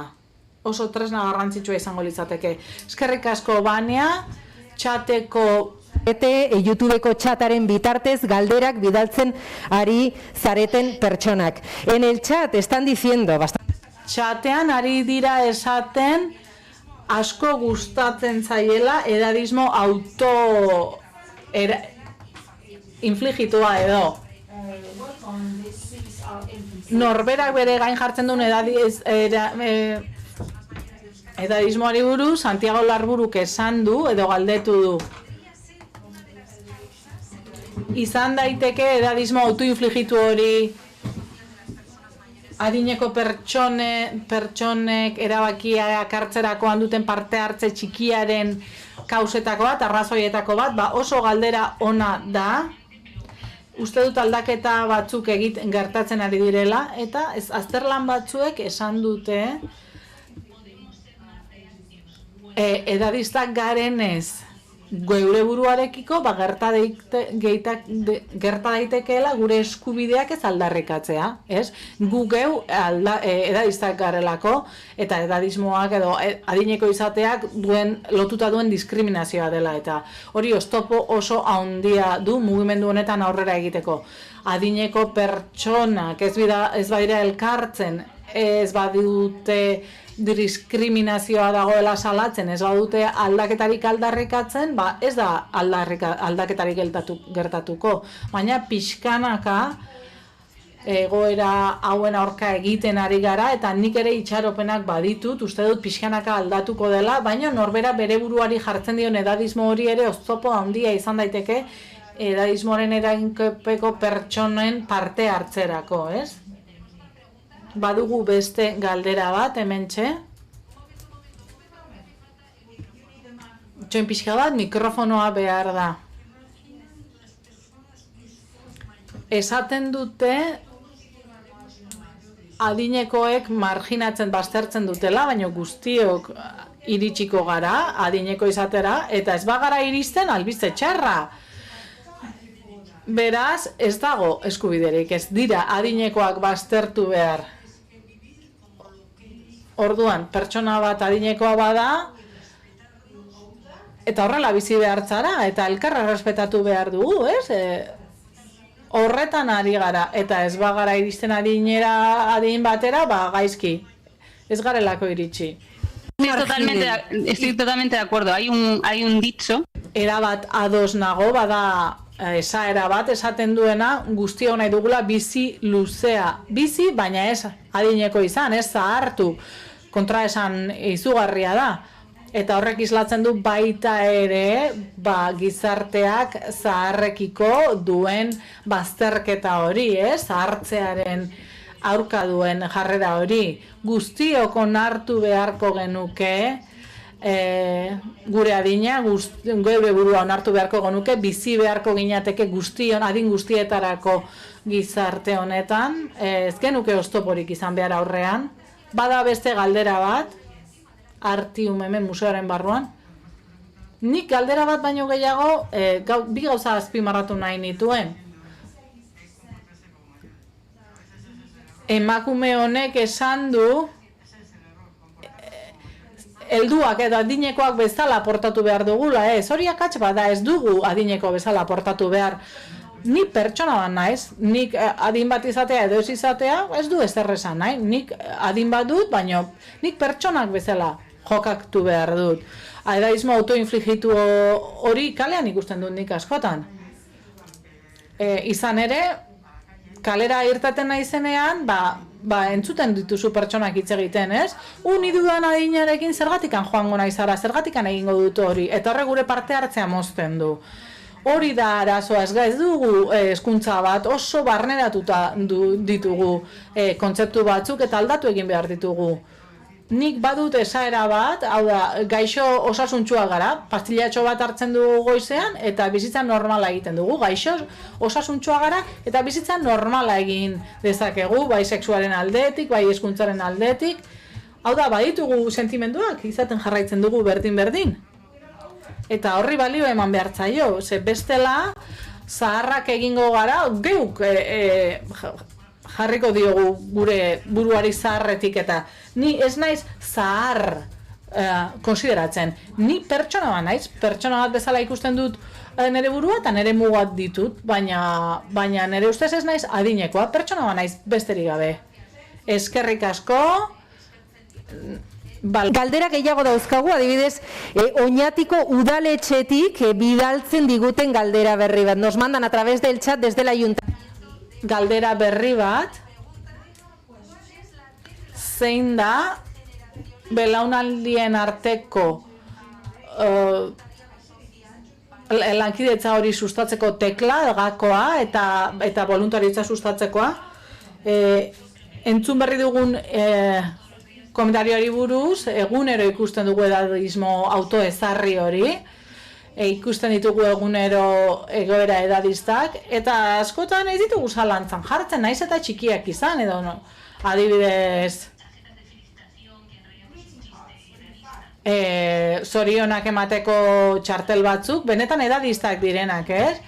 Baina adibidez, generoari buruzko komentarioak izango balitu txartel horrek eliguke inolako graziarik egingo. Orduan, zer egin dezakegutako bakoitzak mikroedadismo horiek baztertzeko, ez? Egunero ikusten ditugun mikroedadismo horiek. Lehen ere esan dut, gure gizartea oso edadista da, eta autoezarritako edadismoa da edadismoa egotearen arrazoietako, txiki-txikiak garenetik, telebistan ikusten ditugun gauzetatik hasita, edo denda batera joaten garenean, egoera horiek egunero ikusten ditugu eta lana handia dago egiteko, zalantzan jartzeko batez ere gure erreakzioak, beste pertsona batekiko harremana dugunean, edo inguruan ikusten ditugun egoera horien aurrean. Zergatik, galdera batzuk egin behar dizkiogu gure buruari, zergatikan zoriontzeko txartela hau edo mezu hau. Zergatikan da garrantzitsua nire adina testu inguru honetan. Pixkanaka aldaketzen joan behar gara gauzak eta jendeak kontzientziatzen uler dezagun adinak zer nolako rola jokatzen duen gauza batzuk ulertzerakoan, ez? Nor garen eta norrez garen aztertzerakoan guztiok dugu hor zeregina, eta belaunaldien arteko jarduerei eta haiek nola sustatu zioen galderari buruz, lan oso garrantzitsuak edo adibide oso garrantzitsuak ikusi ditugu mundu osoan, ez? Belaunaldi arteko jarduera horiei dagokien, ez? Nire ustez funtsezko alderdietako bat da belaunaldien arteko interes komunak bilatzea.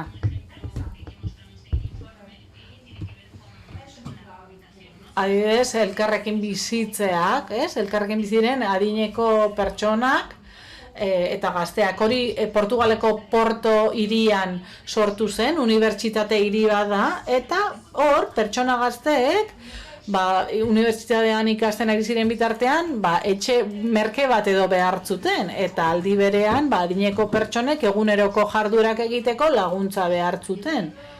Adibidez, alargundutako adineko pertsonak eta bakarrik bizi nahi ez zutenak. Orduan, bi premia horiek elkartu ziren eta programa bat sortu zen eta bi premia horiei erantzuten ziren programak. Nola? Pertsona gazteak adineko pertsone etxeetan bizita eta elkarri lagunduta. Orduan, hori da esku hartzeen gakoa, ez? Amankomunean diren puntu horiek bilatzea, voluntariotza ere gauza bera gertatzen da, ez? Hainbat adinetako taldeen artean interesak partekatzen direnean. Pentsatu behar dugu ere ze oztopo dauden gure gizartean adin talde desberdinak elkartzeko. Gero eta gehiago bizi gara, baina adinaren arabera gero eta banatuago dago gure gizartea. Orduan, ikusi behar dugu ze oztopo daude gure komunitatean.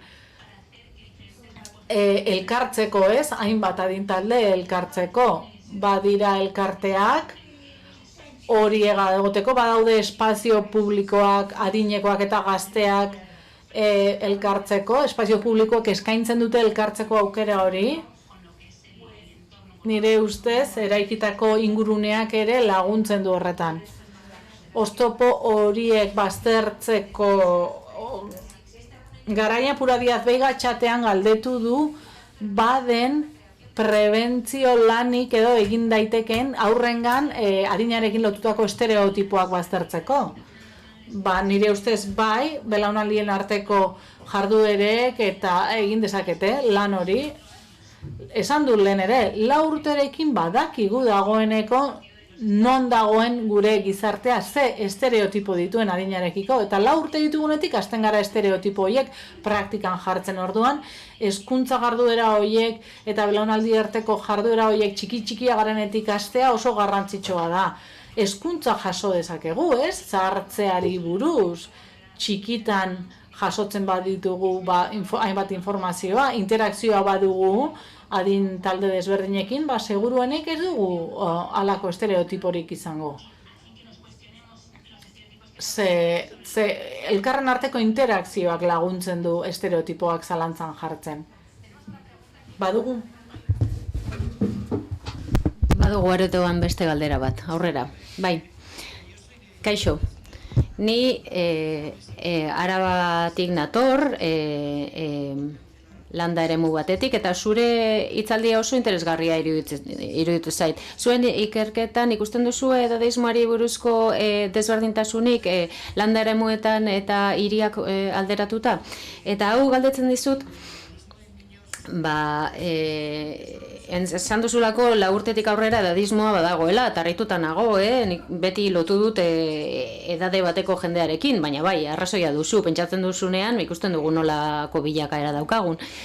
Eta landa eremuetan, herri txikietan adibidez, orokorrean, beti danok batera egoten gara, ez? Gazte, heldu eta adinekoak.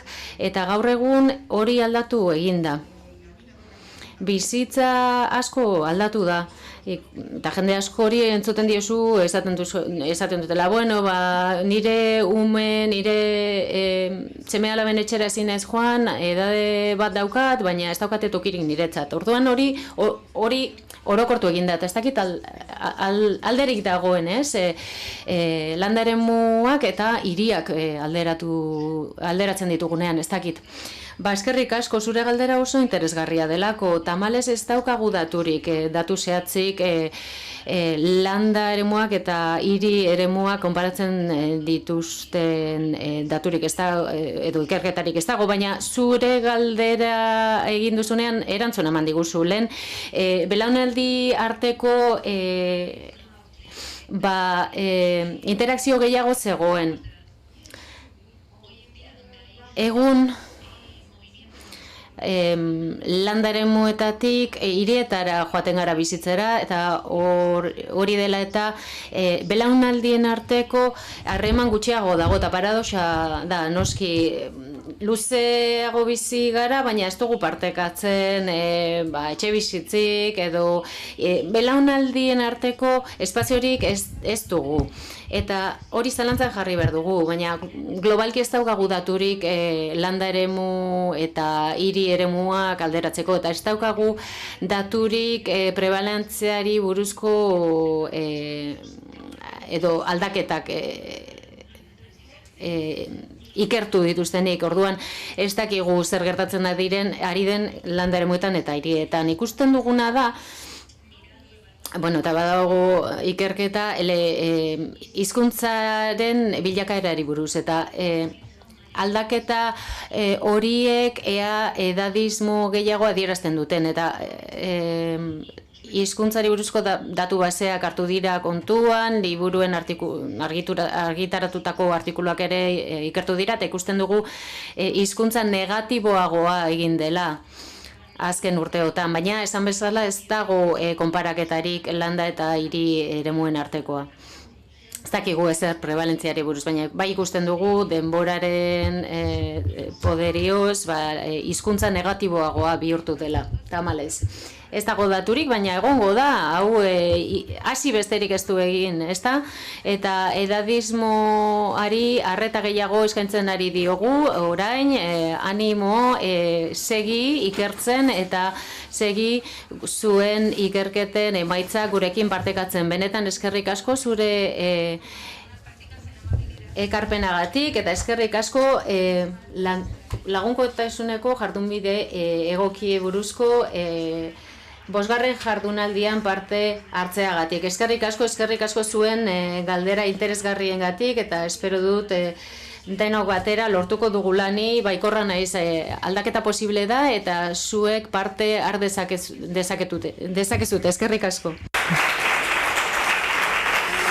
Bueno, pues seguimos Tira jarraituko dugu jardunaldi honetan, eta entzun behar dugu hedabidei buruzko ikerketen ondorioak zeintzuk izan diren, eta horretarako Europan dauden jardunbide egokiei buruzko mailari ekingo digu.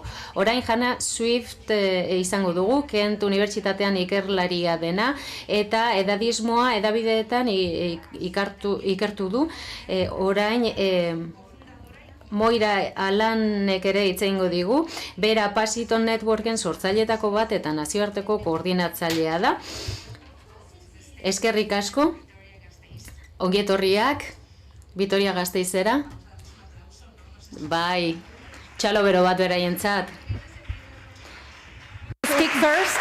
Yeah. Okay. Are you bringing your Oso ondo, kaskoak badituzu ezta, itzulpena entzun ahal izateko. Gero galderak egongo direlako eta beharko duzuelako. Ekarriko dizuet. Hemen daukat. Gailua, bai. Oso ondo. Orain hitza pasatuko dizuet. Bai, ingelesez hitz egingo dut. Eta horretarako agian kaskoak beharko dituzue. 3. kanala da euskarazko kanala. Oso ondo. Orain, lehenik eta behin, Hannah Swiftek hitz egingo digu. Bai, kaixo, egunon, Hannah Swift izena dut, psikologo soziala naiz, eta Kentko Unibertsitatean egiten dut lan. Edadismoari buruz ikertzen dut, eta zahartzaroari buruz duela urte asko ere ikertu dut. Estereotipoen ondorioi buruz hitz egiteko etorri naiz gaur, edadismoari buruz kanpaina mundiala martxan jarri dugu. Oso zaila da Baniaren ondoren hitz egitea, zergatik, noski, Baniak maitzei buruzko informazio asko eman digulako eta oso aurkezpen interesgarria egin duelako. Guk ere ikertu ditugu zenolako desberdintasunak dauden landa eta hiri eremuen artean. Hemen galdetu den bezala interesgarria iruditzen zaigula, 2008-2019 garren urtean hasi ginen, hau ikertzen, eta hainbat galdera planteatu genituen, galdetegi batean, eta hoiei esker hasi ginen esploratzen estereotipoak zentzuk diren, eta adineko buruzko informazioa gehiago jaso ahal izan genuen, eta diskriminazio kasuak ikertu genituen Europa mailan. Esan bezala, landa eta eremuen arteko desberdintasunak eta aldeak ikertu ditugu,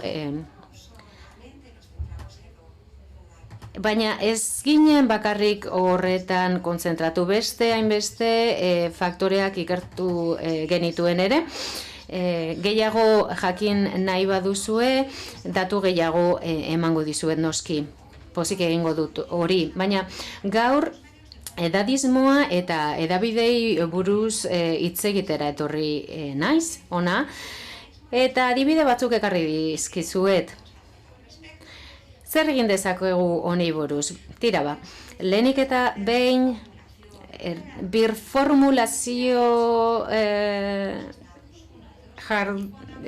jarduerei buruz hitz egingo dizuet. Erresumo batuan egin den txosten bat aipatuko dut. Hau COVID baino lehen egin genuen, eta pentsatu dut agian hitz egin dezake dela honi buruz, COVID-aren pandemiaren zehar bizi izan dugunari buruz eta horren eraginari buruz.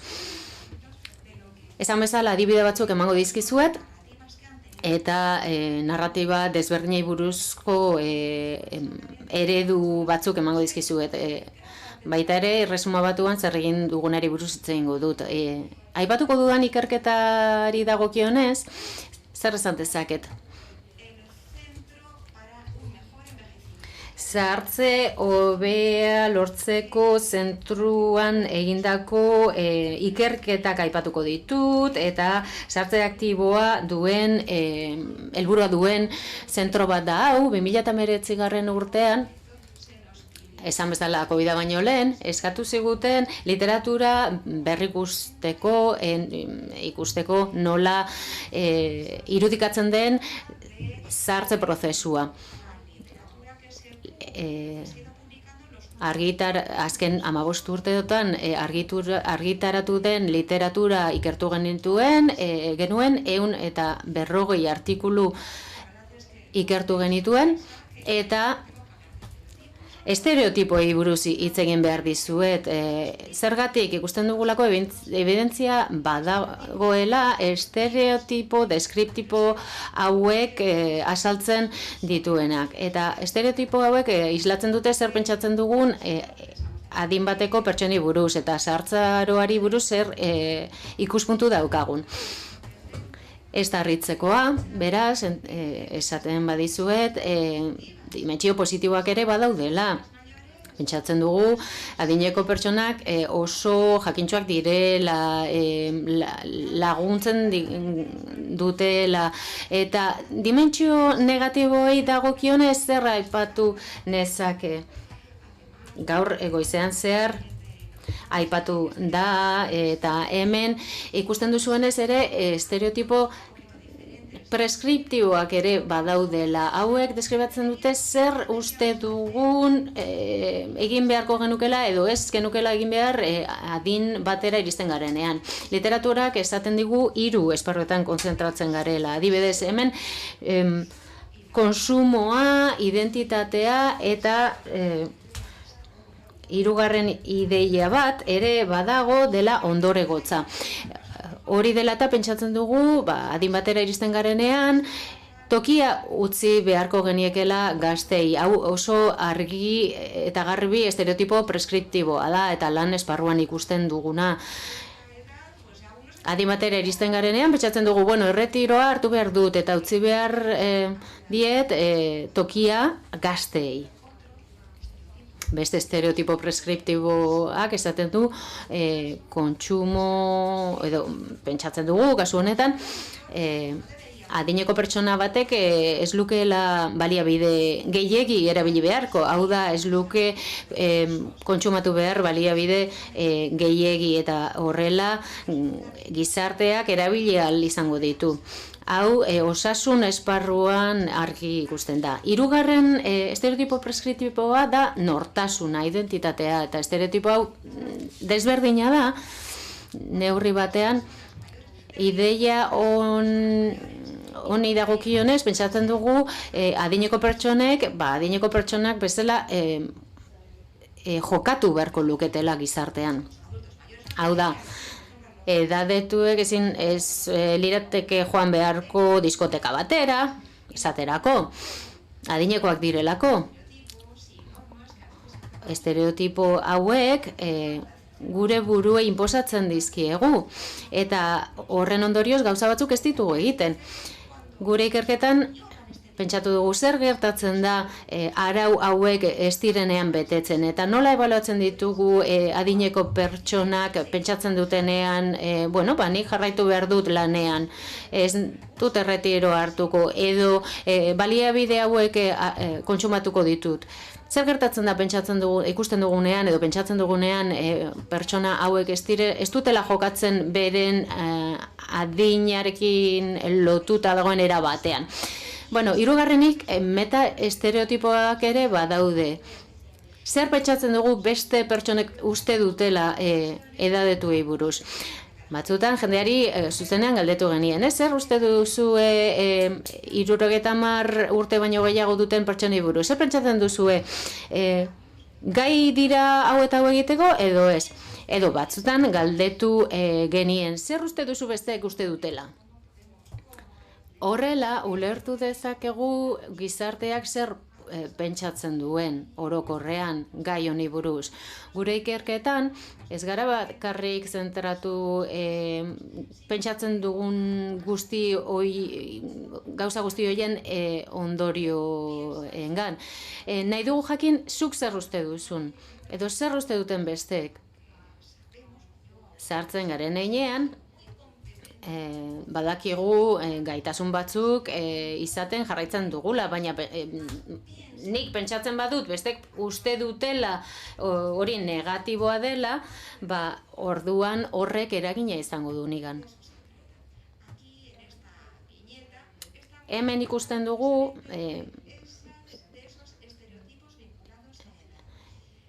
adinarekin lotuta dauden estereotipoak, hemen ikusten dugu adibidez nortasunaren araua errespetatzen ez duen norbait, ez? Hemen daukagu Ubercool kafe edo gazteentzat den pentsatuta dagoen kafetegi bat, ez? Eta hor edadetu pertsona bat dago. 3 adibide agertzen dira hemen. Gure ikerketan atera ditugun ondorio batzuk partekatuko ditut orain zuekin. Hemen laburbiltzen dira nola estereotipo hauek hedabideetan islatzen diren eta aplikatzen diren. Estatu Batuetan egindako ikerketa bada, kasu honetan datu base bat erabili zen eta termino desberdinak erabili ziren zahartzaroari buruz hitz egiteko. Ikerketa honen helburua estereotipo negatiboak ikertzea zen. Hemen ikusten dugu nola azken hamarkadetan adinari buruzko estereotipoak egon direla hedabideen narratiba guztietan.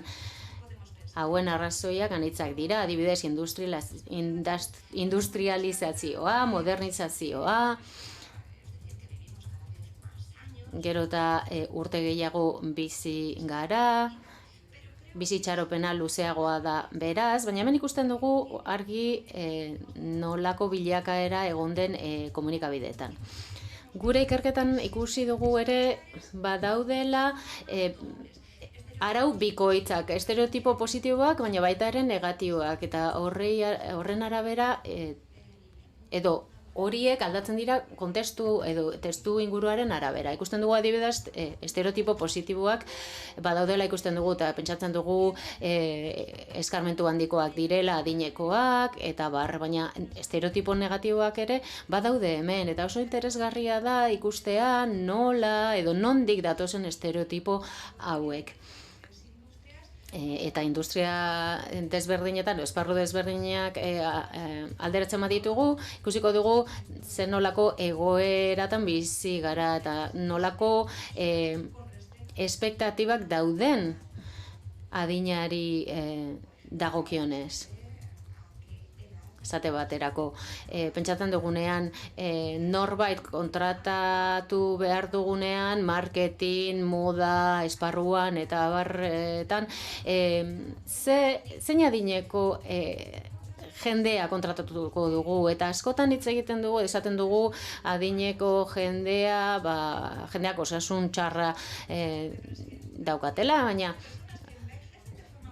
pertsona batzuek oso era aktiboan sartzen dira eta hori argi ikusi da gure ikerketa honetan. Askotan hitz egiten dugu krisialdi demografikoari buruz eta esaten dugu diversitate edo aniztasun falta dagoela. Gero hitz egingo dut honi buruz eta adibide batzuk emango dizkizuet. Pentsatzen dugu edadetuak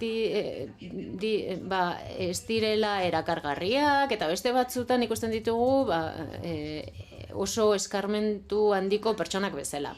Hau guztia COVID-aren aurretik, baina zer gertatu da pandemiaren ondorioz? Bueno, datuak ez dira batere onak kasu honetan, eta 4 esparru desberdinak aipatuko ditut hemen. 4 hauetan ikusi dugulako pandemiak eragina izan duela gure jarreretan, edadismoari buruzko jarreretan. Lehenik eta ben, zaurgarritasuna aipatuko dugu hemen ikusten ditugu artikulu batzuk ikusten ditugu, baina denak zaurgarritasunarekin lotuta daude. Izenburu hauetan ikusten dugunez.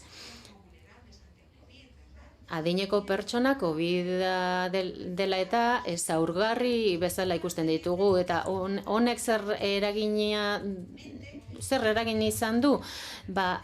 Orain gure buruan lotzen ditugu bi kontzeptu hauek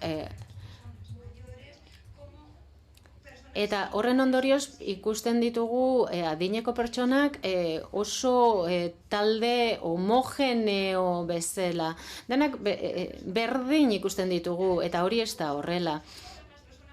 Eta esaten dugu adineko pertsona guztiak zaurgarriak dira. Hori da zabaldu den mezua. Honek eragina izan du gure pertzepzioan eta murriztu du adinei buruzko daukagun irudi hori, baina pentsatzen dugu adinekoak zaurgarriak dira, baina gazteak zaurgarriak aldira edo ez dira, resilienteak dira, eta horrek eragina izan du. Askotan hitz egin dugu nortasun sozialaren estigmatizazioari buruz. Hemen ikusten dugu COVID-19 ikusi izan dela gaixotat edo adin bateko jendearengan eragina duen gaixotasun bat bezala. Honen ondorioz, distantzia gehiago hartu dugu adineko pertsonengan. Eta horren ondorioz ere, ikusten dugunez grafiko honetan, mundu akademikoan egin den ikerketa baten ondorioz egin den grafikoa da hau, eta ikusten dugu hemen, zein adinarekin lotzen dituen beren buruak. Eta pandemiaren ostean jendeak pentsatzen jendeak ez du ikusten bere burua zaurgarri bezala. Hau garrantzitsua da, eta hemen ikusten dugu estatus sozialari buruzko bilakaera, eta nola gainbera bat egon den hor komunikabideetan, baliabideen erabilera ikertu da, eta pentsatu dugu nola erabili behar diren baliabideak, osasun baliabideak batez ere, horrek eragina izan du.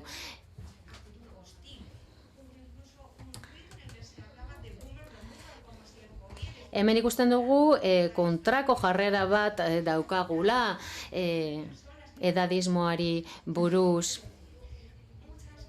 Askotan, estereotipo hauetara itzultzen gara, eta pentsatzen dugu edadetu jendea oso onak direla, eta pena sortzen dute, edo errukia sortzen dute, eta oso ondo dago edadeko jendea laguntzea, baina nagusi hauek pentsa dezakete umeak bezala edo umeak bezala ari garela tratatzen. Orduan oso zaila da estereotipoen kontra borroka egitea. Zergatik, bilakaera bat dutelako, eta horregatik pentsatzen dugu hor dagoela madarikazio bat, ez? Hau da, gainbera bat gertatzen da, sartzen garen heinean, hemen aldaera handiak daude, taldeetan, eta edadismoa zergatik daukagu, inteligentzia hori ebaluatzen dugulako edo fluido, likido bat balitz bezala, eta gero beste aldetik daukagulako kristalizatuta dagoen inteligentzia edo azkartasuna, ez? Hau da, kulturarekin lotuta dagoena. Eta askotan, exageratzen dugu, edo ez dugu hau kontuan izaten. Denbora gutxi daukat eta laburtzen ari naiz. Bidali nahi dizuedan misua. Edadismo bizuala, zer da? Jarduera soziala, eta honen ondorioz, edadeko jendea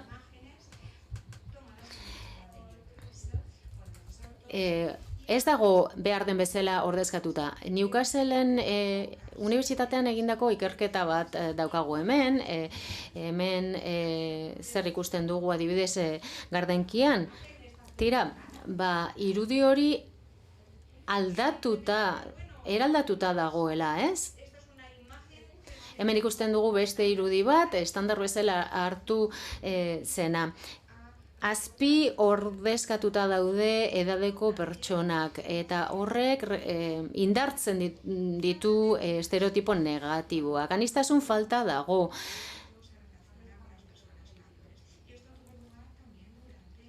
Ikerketa honen ondorioz ikusten dugu argi eta garbi zerbait egin behar dugula. COVID-19aren ondorioz ikusten dugu horrela dela. Estereotipoak aldatu behar ditugu, planteatu behar dugu zer den edo zertan datzan zahartzeak. Hau, Manchester hiritik datorren adibide bat da. Irudi desberdinak ikusten ditugu hemen, eta egin behar duguna da birartikulatu, birformulatu zertan datzan edo zer den nagusi izatea, zer nolako jarduerak ditugun gure esku. Eta nik uste dut irudi hauek aldatu edo irudi hauetan aniztasun gehiago lortu behar dugula. Hemen daukagu irudi positiboekin edo irudi positiboen liburuteki bat eskuragarri dagoena. Adinekoak ondo ordezkatzeko irudi onak behar ditugu, beraz, baliabide oso interesgarria da hau, erabili dezakezuena. Badaude artikuluak, dokumentuak eskuragarri ere, OME garatu dituenak, adibidez, hezkuntza mailan nola jokatu edo nola eragiteko, gure hizkuntza nola hobetzeko irizpide batzuk, hemen ikusten ditugunak, haiek esan beharrean guk esan beharko genuke, eta beste adibide dago hemen. Zahartzeari buruzko mezuak birartikulatu behar ditugu. Birplanteatu behar dugu nolako hizkuntza erabiliko dugun. Gainbehera bati buruz hitz egin beharrean, adibidez aldaketari buruz hitz egingo dugu. Zahartzea ez dagoelako lotuta beti gauza negatiboekin, ahultasunarekin, ongizatea ere egon daiteke zahartze prozesuan. Eta hemen dauzkagu hainbat adibide eta komunikazio estrategiak hobetzeko tresna batzuk edo ideia batzuk aurkituko dituzue. Edadismoa tamalez oso arazo larria jarraitzen izaten du, pandemiarekin okerrera joan dena, eta estereotipoetan jausten ari gara behin eta berriz batzuk okerrera joan dira. Pentsatzen dugu talde baten beharrei buruz eta talde hori homogeneoa bezala ikusten dugu. Gure jarduerak aldatu behar ditugu eta egin dezakeguna adibidez gure herrialdean dauden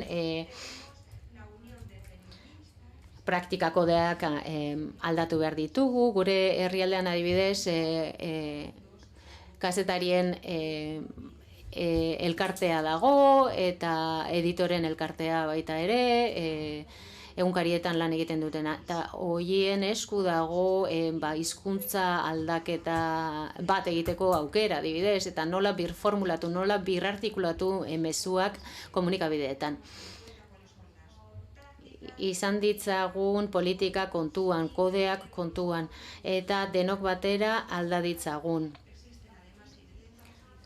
Badago evidentzia esaten duenak kohesio programak dituen herrialdeetan pandemia hobeto joan dela eta ikerketak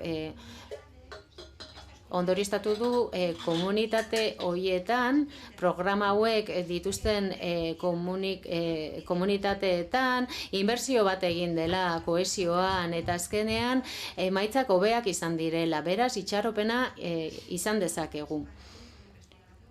Ikerlari bezala azpimarratuko nuke, orain pandemiarekin, pentsatu behar dugu nola borrokatu edadismoaren kontra. Arduratuta nago irudi hauekin garrantzitsuak direlako esku hartze hauek eragina dute edo ez, estereotipoak aldatzen ari gara edo ez. Hau guztiari buruz pentsatu behar dugu. Ereduak aldatu behar dira, eredu onak behar ditugulako. Baina hau guztia ez da nahikoa. Batzutan, arrakasta izan dugu adibidez irudiei dagokienez. Baina oraindik jarraitu behar dugu ikertzen, gauzak aldatzen, adibidez moda industrian. Edadismoa eta moda. Horri buruz pentsatu behar dugu, hor arazo larria dagoelako. Edadismo gehien dagoen esparrua delako moda. Eta hau esploratu behar dut, hemendik aurrera, proiektu berri bat martxan jarriko dut, hemen ikusten duzue hashtaga, traola. Eta moda esparruan pertzepzioak aldatu nahi ditut, hori da nire proiektu berria. Hemen ere, edo hau ere, lotuta dagoelako norberak eragiten duen edadismoarekin, ropa markek esaten dute, ez dauzkagu edade bateko modeloak, eta hori aldatu behar delako, eskerrik asko zuen arretagatik. Mila esker. Well, you brought us very interesting ideas. The questions will be for afterwards, after... Oso galdera interesgarriak egin dituzu, Mairarako utziko ditugu, Moira Allen entzun ondorengorako.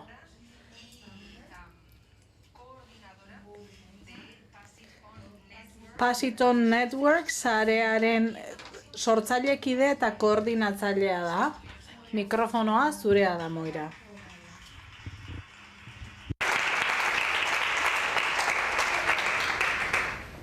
Buenos días.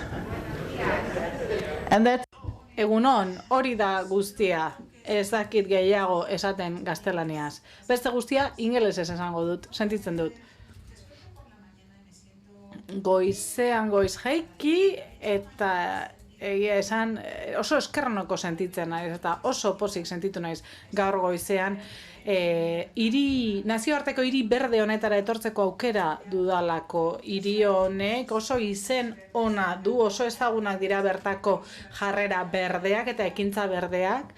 Eskerroneko naiz, hemen Euskal Herrian nagoelako eta pozik baita ere Bania entzuteko aukera izan dugulako eta berak eman digun informazio baliotsu hori. Egia esan oso eroso sentitzen naiz hemen. Adinarekin lagunkoia den ingurune honetan, ze Pass It On nire sareak badaukagu Cape Cod, Massachusettsen bizi den beste sortzailekide bat. Cape Coden biztanleriaren ehuneko oso handi batek 60 urte baino gehiago ditu. Bertan, Massachusettsen edadismoaren aurkako udal ekimen bat sortu dute. Richard Adlerre, Kaliforniarra bera,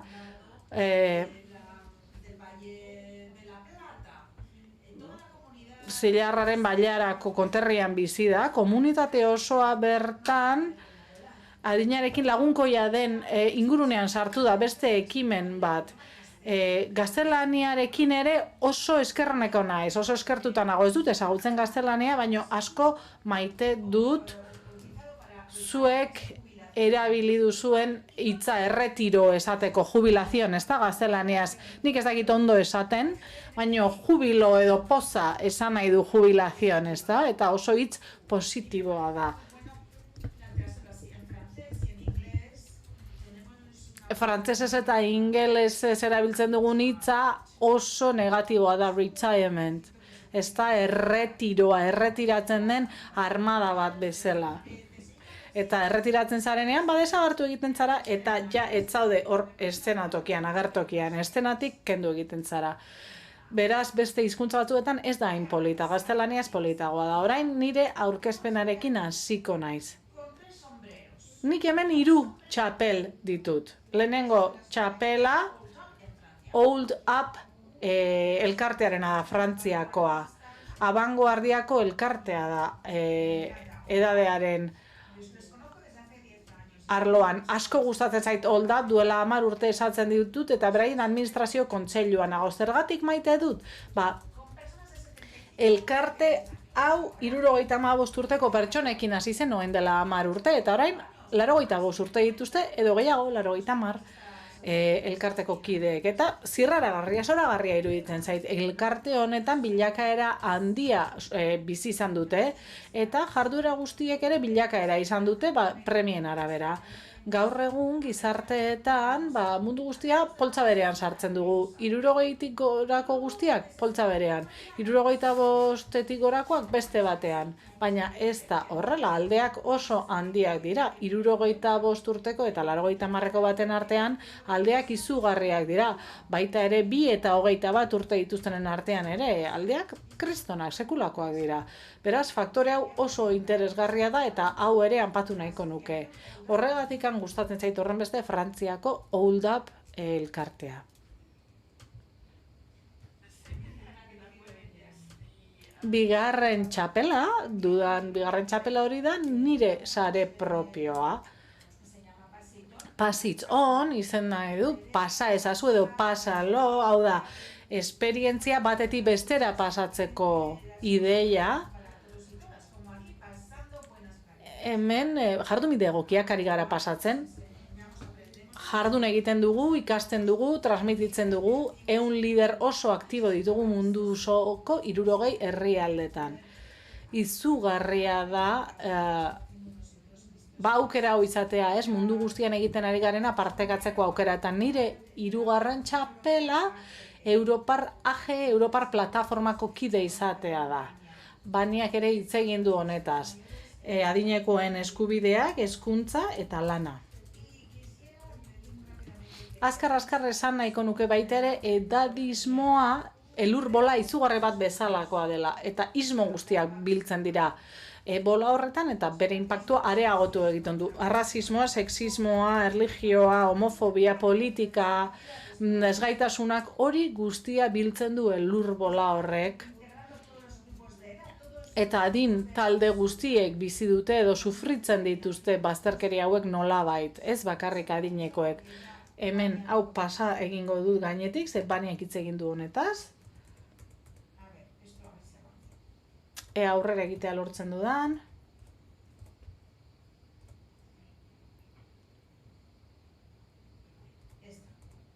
Hauxe. Irudi honi buruz hitz egin nahi dut pixka bat, niretzat oso garrantzitsua da, azaltzen bai du oso argi zergatik egiten dudana. Zuen baimenarekin esan nahiko nizueke nundi datorren esaldi hau. Esaldi hau poema batetik dator. Indiar buruzagi baten poema bat da. Hopi indiarren buruzagia hain zuzen. Bera, 1989an hiltzen 108 urterekin. Tradizio indiar bat da, bertan adinekoak errespetatu egiten dituzte, eta aurretiaz, zazpi belaunalditan barraiatzen da poema hau. Jendeari esan diozue, hau 11. ordua dela, eta orain, itzuli eta esan behar diezu, hau dela benetan 11. ordua. Orain esan behar da egia. Zure komunitatea sortu. Bestekiko zintzoa ona izan, eta ez begiratu zugandik kanpo lider gisa bakarrik. Bada ibai bat, aurrera egiten doana abiadura handian, indarra handia du, abiadura handia dauka, eta besteek beldurra diote ertzari heldu nahi diotelako korronteak eraman ez ditzan. Ibai horrek badu helmuga bat. Historiako une honetan ez dugu ezer pertsonalki hartu behar, eta are gutxiago geure burua. Ikaskuntzaren garaia bukatu da, ez dago otsoa. Ez dugu borroka hitza erabili behar, kendu hori zure hiztegitik. Guztia modu sakratuan egin behar dugu ospakizunean. Gu gara zain egon garen haiek. Iruditzen zait poema honek indarra handia duela, oso ondo deskribatzen duelako zer ari den gertatzen 60 urtetik gorakoen belaunaldian. Gu gara aitzindariak, oso gaizki antolatutako mundu batean. Gure gizartea gero eta handiagoa da, eta gero eta adinekoagoa. Badu iraganeko esperientzia, baina batez ere egungo esperientzia dugu, ze zailtasun ditugun aurrean, zer egin behar digu egun aurre, zer gu ari gara etorkizuneko belaunaldiek biziko dutena erabakitzen. Gogoratu, gu gara zain egon garen haiek. Gure ikertzaileak sekulako lana egiten ari dira. Ez dute gure azala eta ez dute gure adina. Noski, beste belaunaldi batekoak dira. Baina kontuan izan behar dugu hori, elkarrekin lan egin dezakegu lankidetzan. Hemen beste irudi barregarri bat. Irudia ez da, nola proiektatzen gara besteen irudian, badugu hemen agure, ez dakit, kaskagor bat edo, eta beste bat divertigarria eta martxosoa, ez da? Ze irudi eman nahi diegu besteei? Hau da Up filmeko irudi bat. Europan hainbat plataforma sortu dira edadismoaren aurka. Eta hau oso mezu garrantzitsua da, ez? Konfiantzaz sartzea Irlandako irudi bada, bertan ikastaroak antolatzen dituzte, pertsonak trebatzeko 6 aste irauten dute, eta jendeari erakusten diote nola izan zaharra, ez? Guk ez dugu konfiantzarik geure buruan, eta ikastaro hauek ematen diete konfiantza hori eta hainbat tresna beraien bizitzei ahalik eta etekin handiena ateratzeko. Elkarte hau da amonarekin ikasi izena du, eta biltzen ditu hainbat belaunaldi, emakume sortu zuen emakumeak orain 80 urte ditu, Facebooken dago. Eta 57 Facebook talde dituzte mundu osoan. Elkartu egiten dira, lankidetzan aritzeko eta hainbat proiektu lantzeko elkarrekin. Azkeneko proiektuaren helburua da pertsonak animatzea mundu osoan zuhaitzak landatzera. Liburu elektroniko bat, e-book bat sortzen ari dira, laster argitaratuko da, eta bertan ikusiko ditugu ekimenean parte hartu duten egile guztiak eta lankide guztiak. Belaunaldi arteko alderdiez hitz egin dugu aurretik. Iruditzen zait beste ideia bat erantsi genezakeela, ez? Hemen eztabaidan zer garrantzi duen belaunaldien arteko harremana gure bizitza osoan zeharrez bakarrik aurrekin. Izan daiteke, adibidez, hainbat adineko pertsonen arteko elkarrekintza bat, ez? Adibidez, ni baino 20 urte gehiago eta ni baino 20 urte gutxiago dituzten pertsonekin. Adibidez, nire irakasle bat, ez? Ni baino 20 urte gehiago dituen irakasle bat. Ni adinekoa naiz, heldua naiz, baina ni baino helduagoa den jendearekin ere harremantzen naiz. Orduan, eskaini behar diogu aukera baita ere gazteei, beraien esperientzia kontatzeko, baita gu baino zaharrago direnei ere. Frantzian badago hori egiten duen elkarte bat.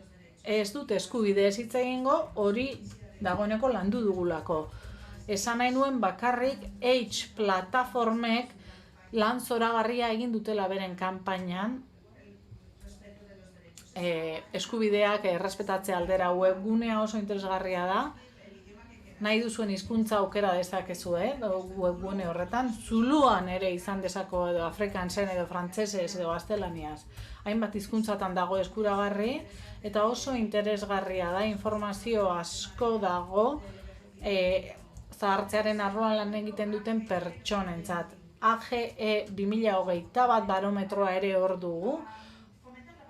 Oso garrantzitsua adineko pertsonen partaidetza sustatzeko. Bada beste elkarte bat Erresuma Batuan, aging better edo hobeto zahartzea izena du, eta osasunean edo kirolekintzan jartzen dute, zentratzen dute lana. Osasuntsu egon nahi baduzu, baina ez bazaude sasoi honean, ez zara ondo zahartuko. Orduan, badira ikastaroak, lehiaketak, programak, pertsonak sasoian egoteko. Eta hau izugarri gustatzen zait niri argazki hau. Holandako, Herbehereetako elkarte bat da. Eta heziketa fisikoko programa oso potentea dute. Argazki hau Erasmus Plus proiektu batetik dator, eta azaleratzen du adineko pertsonek dituzten trebetasunak eta gaitasunak, kapazitateak, hemen biolin jotzaile bat eta flauta jotzaile bat ditugu irudian. Eta old school delakoaz hitz egingo dut. Zer da old school? Bada leku bat non edadismoaren aurkako informazio guztia aurkituko baitugu. Txosten teknikoa, dokumentazioa, edadismoaren aurkako informazio iturri oso aberatsa da. Emakume zoragarri batek sortu zuen, Ashton da bere izena, nire laguna da, eta berak 10 urte baino gehiago daramatza edadismoaren aurka borrokatzen. Egile oso ezaguna da, gida bat sortu du, hain zuzen, norbere sentsibilizazio kanpaina sortzeko. Gaztelaniaz ere badago, euskeraz ez dut uste. Oraingoz. Elkarte honen bitartez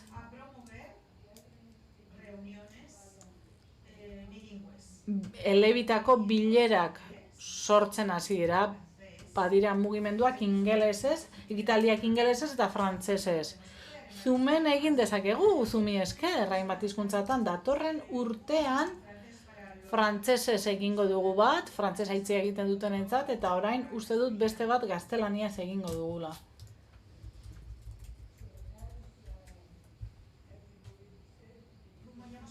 Esan bezala, bada mugimendu bat, zuek parte har dezakezu, eta amaitu baino lehen, hainbat ideia nahiko nituzke hemen adieratzi, ze ekintza beharrezkoa da, eta deialdiak egongo dira. Lehenik eta behin, egon pozik bizirik zaudelako. Gozatu bizirik egoteaz, eta bereziki bizi dugun testu inguru arraro honetan, zirraragarria da, baina aldi berean oso momentu zaila da gizateriaren historiarako, joera asko bildu dira hemen. Joera teknologikoak, ingurumenekoak, klimarenak, joera handi horiek oso unek zailean ari dira agertzen guretzat, hor da adimen artifiziala, badira beldurra ematen diguten beste hainbat joera, ezta? Eta gainera gauzak oso azkarrari dira gertatzen, oso denbora tarte laburrean horregatikan, ez da harritzeko horren beste arazo izateaz, ez dugu denborarik izan, iristen ari zaigun guztia, xurgatzeko, asimilatzeko, ez da? Beraz, gauzak testu inguruan jarri behar dira, eta ulertu behar dugun gauden historiaren une honetan. Ikusten badugu adin zenbat urte irabazi ditugun, bizi itxaropena nola hasi den hain denbora gutxian, ez da? Bismarckek 1860an sortu zuen erretiroaren ideia, eta 65 urteak izan dira ordutik, mugarria, ez da? Baina Bismarck politikaria zen. Eta ahaztu egin zitzaion esatea, 1860an 10 pertsonatik bat bakarrikan iristen zela 65 urtera. Gaur egun 10tik 9 iristen dira 65 urtera eta bizirik jarraitzen dute. Horregatik handa garrantzitsua ulertzea,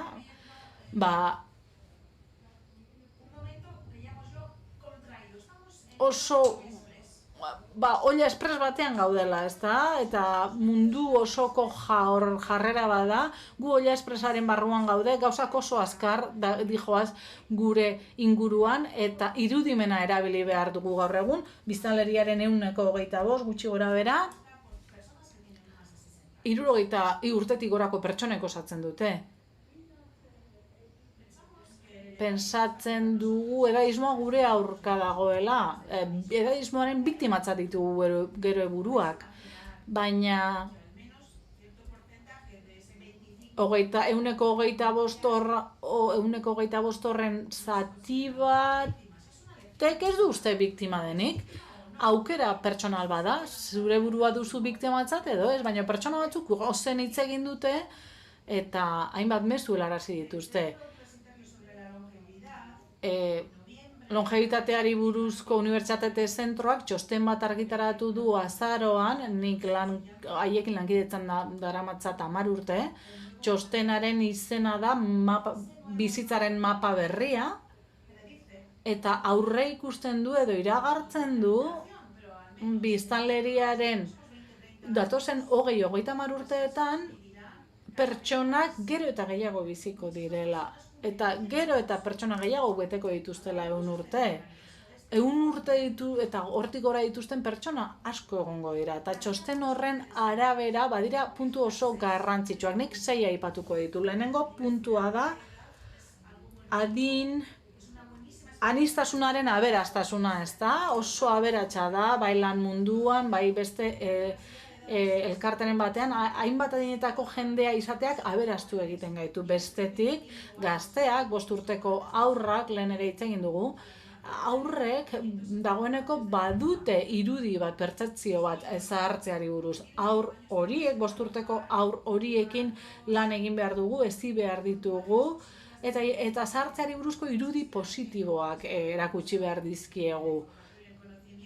Mundu guztia daki informazioa eta jakintza abiadura supersonikoan biderkatzen direla, beti geratzen gara atzean.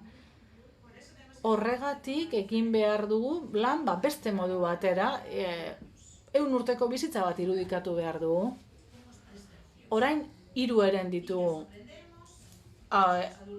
Aurrak garenean ikasten dugu, gero familia eta lana dugu, eta gero erretiratu egiten gara.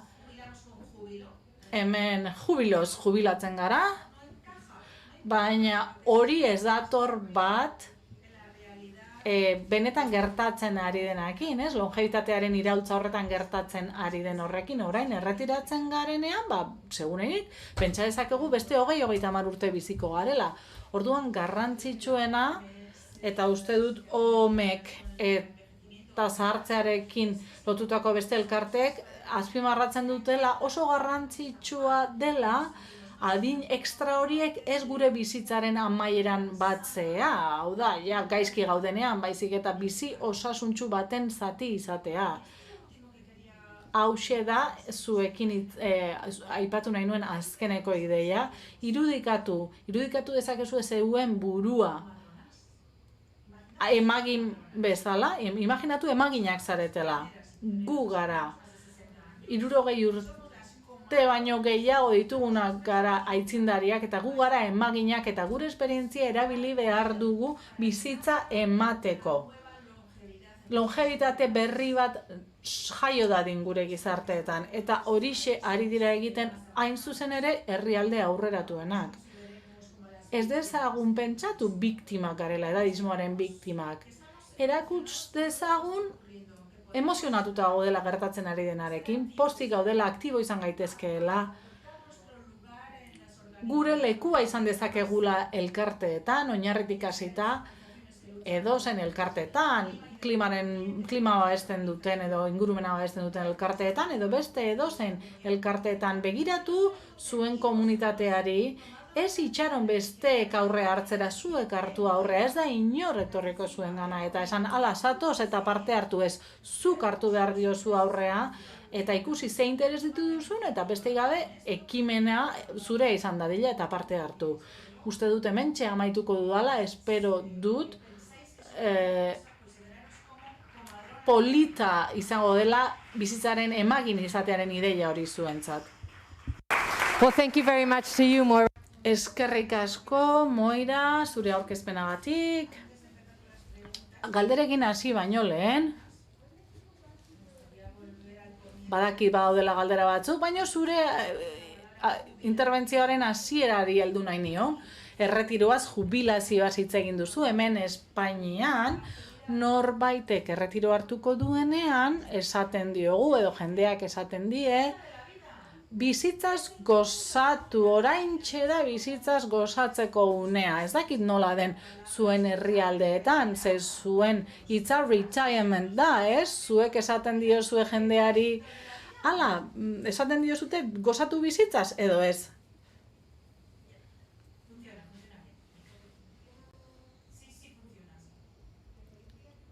Bai, mikrofono ez hitz egiten ari dira.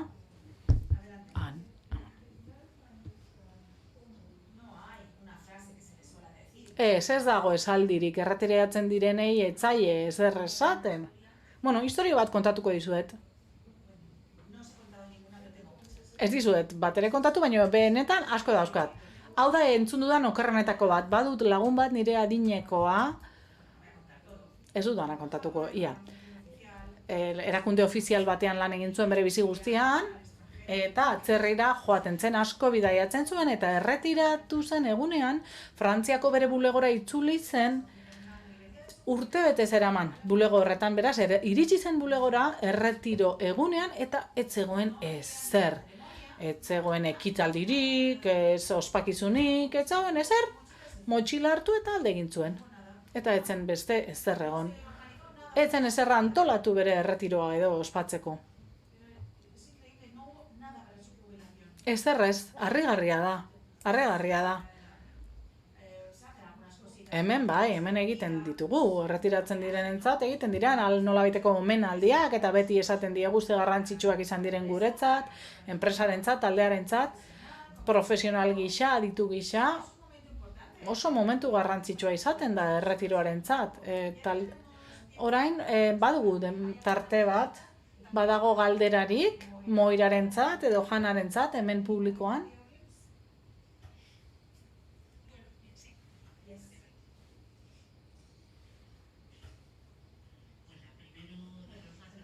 Lehenik eta behin eskerrak, izugarri oso ondo hitz egin duzue, asko gustatu zait, eta gainera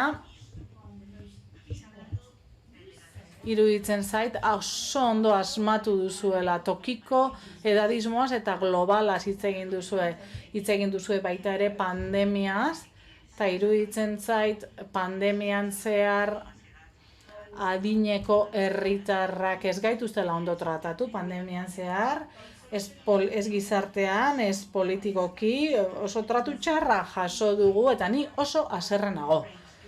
Egia esan, bai, oso haserrenago. Bai, gure hizkuntzatik hasita, zer hizkera erabiltzen den, gure zaharrak, gu ez gara inorenak. Gu ez gara inorenak, herritarrak gara, gure eskubideak eta gure bete beharrak ditugu, eta horixe aldarrikatu behar dugu. Tokikoari dagokionez, horrela sentitzen garen bakoitzen zuzendu egin behar dugu jendea, eta hasi esaten horrela ez etzaigu gustatzen. Eta hori da, ez dakit, horren aurka egin behar dugu, ez da, horrena gure mailan tokikoan, eta gero esan edabidei ez garela inorrenak. Herritarra gara, besterik gabe, gure eskubideak ditugu, gure bete beharra, gure hitza, baina erabili egiten gaituzte. Alderdi ekonomikoan, politikoan, bozkatzerakoan, eta horixe da pixkanaka ezabatu behar duguna. Horrek kultura behar du txiki-txikitandik, hezkuntza o feminismoarekin gauza bera gertatzen da. Txikitandik erakutsi behar diegu aurrei. Oinarrizko hezkuntzan, familian ikasi behar ditugu gauza horiek. Eta hitzanik dudanez, jarraitu egingo dut, eta protestatu egingo dut, eta publikoki esan nahi dut, ze garrasi egin behar da, oio egin behar da, eta edabideei esan behar zaie nahikoa dela, aski dela, herritarrak garela, jubiloz edo pozez jubilatzen garela, erretiratzen garela, festak egiten dizkigutela, baina gero gutako bakoitzak kudeatzen duela modu batera edo bestera erretiro hori. Eta batez ere familiaren barruan bereziki alarguntzen garenean adibidez, seme alabak ateratzen dira hor, etortzen dira oso asmo onarekin, baina nahi gabe manipulatu egin nahi zaituzte, eta esan behar zaie, kontuz, ni izaten jarraitzen dut, aita edo ama hil egin da, baina ni izaten jarraitzen dut, eta bizi egin behar dut. Horregatik nahi dut hemen nire haserrea erakutsi, ze iruditzen zait, bezala lertu egingo nintzela. Eskerrik asko, Carmen. Eskerrik asko, bai.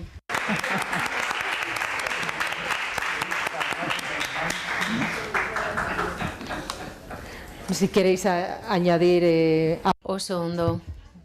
Zerbait erantzi nahi duzue?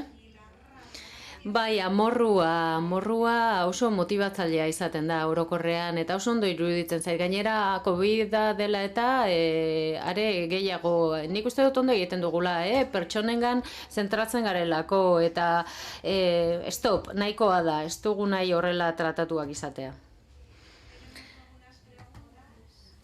Galderaren bat dago, hemen aretoan, baina 80 pertsona ari dira ekitaldia jarraitzen interneten bidez, eta hor ere galderak daude.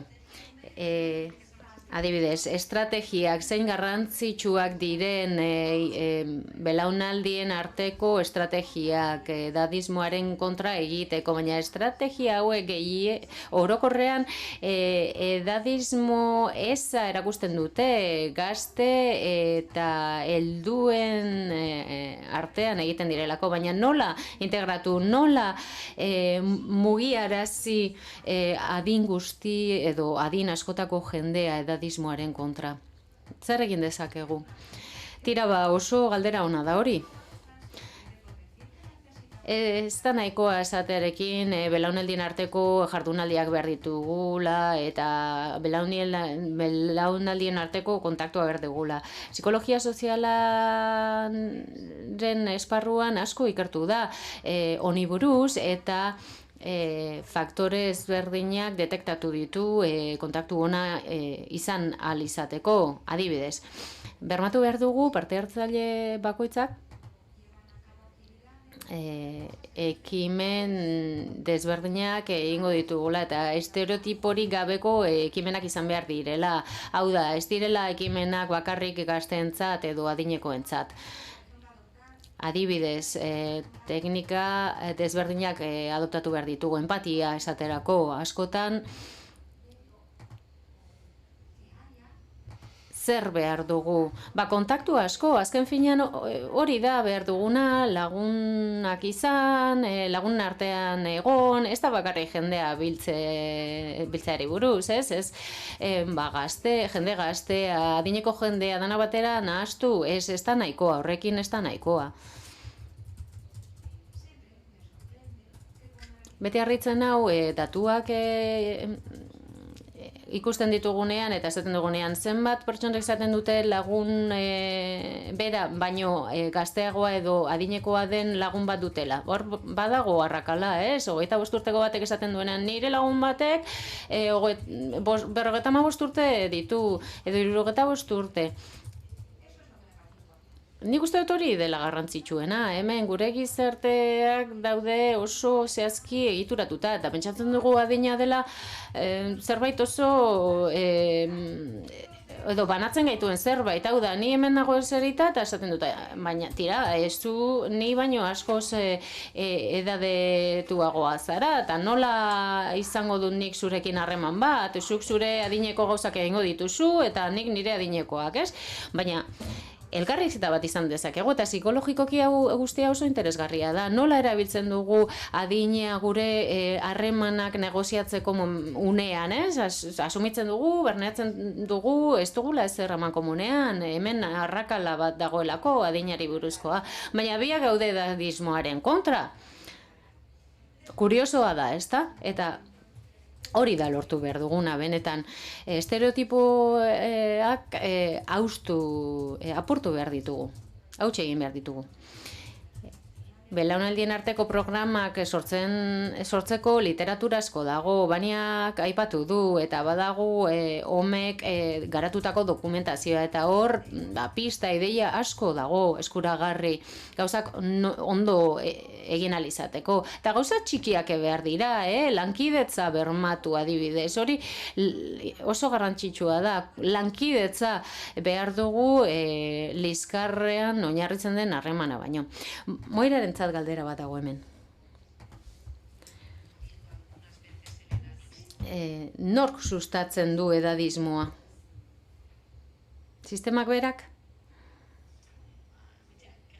Barkatu, ez dugu ondo entzun galdera. Errepikatuko zenuko mesedez? Berriro esango duzu mesedez? Bai, galdera da, sistemak berak sustatzen du edadismoa?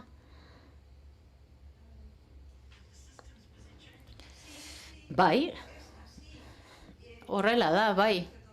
Eta denbora beharko dugu guzti aldatzeko gure sistemaren baitan, hori uste dut nik behintzat, denbora asko beharko dugu eta belaunaldi asko beharko dira gure gizartea aldatu ahal izateko. Eta zer behar dugu, aurrera segi jarraitu eta konturatu behar dugu guk agian ez ditugula ikusiko prozesu honek emango dituen fruituak, baina gauzak aldatuko dira, sistema aldatu beharra daukagu. Edadismoari buruz hitz egiten dugu eta gizartearen geruza desberdinak aipatu behar ditugu hemen. Harreman interpertsonaletan egin behar dugu aurka edadismoaren kontra. Edo nola lagun dezakete erakundek harreman hobeak sortu ahal izateko. Gero daukagu meso maila bat edo, ez? Gure ingurua eta gero erakundeak daude. Eta gizartea orokorrean edadismoa maila guztietan ematen da. Eta edadismoaren aurka egin nahi dugunean, zer aldatu behar dugu? Banakako jarrerak aldatu? Ez, norbanakoak ez dira utxean bizi, ingurun batean, gizarte batean kokatu behar ditugu, eta horregatik maila guztietan eragin behar dugu. Nik estereotipak ikertu ditut eta badakit zeintzuk diren eta nola funtzionatzen duten, hori badakit nik. Baina horrek ez du esan nahi, ni neuk dudan jasoko edabideek nigan daukaten eragina. Esaten da, zaurgarriak dira edadetuak eta nire burmuinean hori geratzen da. Eta orduan esaten dut, honi buruz pentsatu behar dut. Baina ez pasara horren konstiente, basaten duzu, zaurgarriak dira edadetuak, listo.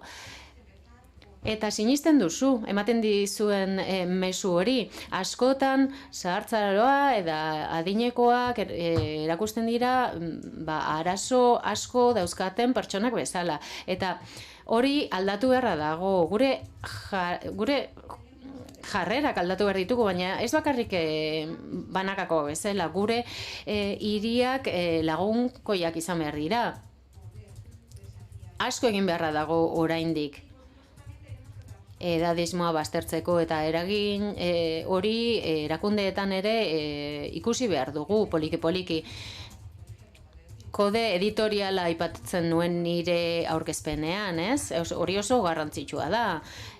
Baina edadismoa baztertzeko hezkuntza behar dugu, formakuntza orokorrean, eta horregatik esaten dut geruz asko daudela. Oso aktiboki eragin behar dugu. Baldago galderen...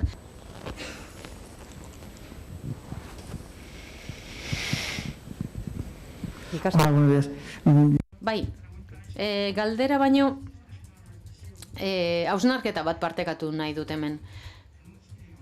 Zergatik zinema edo antzoki batera joaten garenean, belaunaldi arteko testuinguruan gaudenean,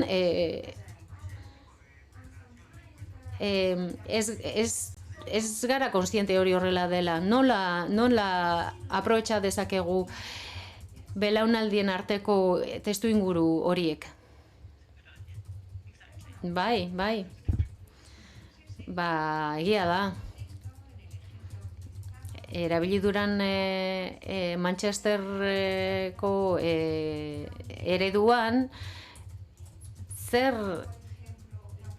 nahi dute lortu, zahartze prozesuari buruzko ikuspuntu aldatu, perspektiba aldatu, nahi ditugu pertsona guztiak barne hartu eta guztiek esan dezatela zer nahi dute gertatzea beren komunitateen baitan, zer nahi dute guk egitea, eta horren arabera espazio berriak sortuko dira, eta ez dugu esan behar, hau hauentzat da eta beste hauek ezin dira sartu. Ez, jardunaldi desberdinak egingo dira, baina ez dugu esango jardunaldi hau adin honetarako dela. Estatu Batuetan Story Bridge elkarte bat dago, eta komunitateekin egiten du lan, eta aztertzen ditu komunitate horretan dauden arazoak, eta gero bolondresak daude, eta horiek zubi gisa erabiltzen dira, eta oso prozesu polita da, bolondrez horiek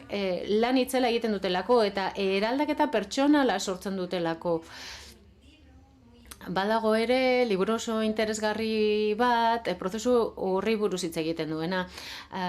Aurreko asteburuan filma bat ikusi nuen, dantzari buruzkoa, eta belaunaldi arteko dantzari buruz, hori guztia, Trudy Mitloff komisaria izan zuen.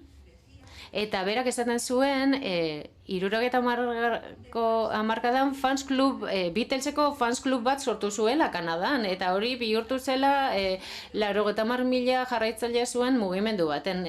Emakume hau gerontologoa da, eta horrelako jarduerak erabiltzen ditu, eta oso polita da entzutea, ez? Bere esperientziai buruz hitz egiten duenean, gazteekin egiten dituen gauzei buruz hitz egiten duenean, gazteekin egiten du lan, adineko pertsonekin eta adin ertaineko jendearekin baita ere, eta eredu asko dauzka, adibide asko dauzka, eta oso polita da entzutea. Bueno, galdera gehiago badago, baina denborarik ez. Beraz, atsedenaldi bat egingo dugu, ordu erdiz atsedena hartuko dugu, eta berriro 12 eta 10 itzuliko gara aretora. Esan bezala, ordu erdiko atsedenaldia hartuko dugu orain, eskerrik asko, Jana eta Moirari. Mila esker. 12:10, vuelta aquí. Gracias. Mesedes itzuli 12 eta 10 aretora. Eskerrik asko.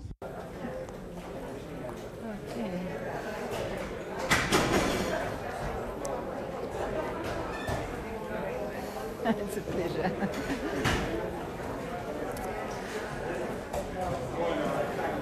I must take my rubbish away. Take these headphones off now, do you think? Yeah, I hope so. Cool.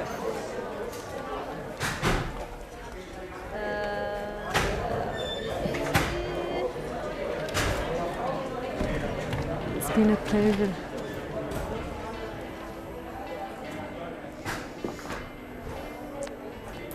Having you.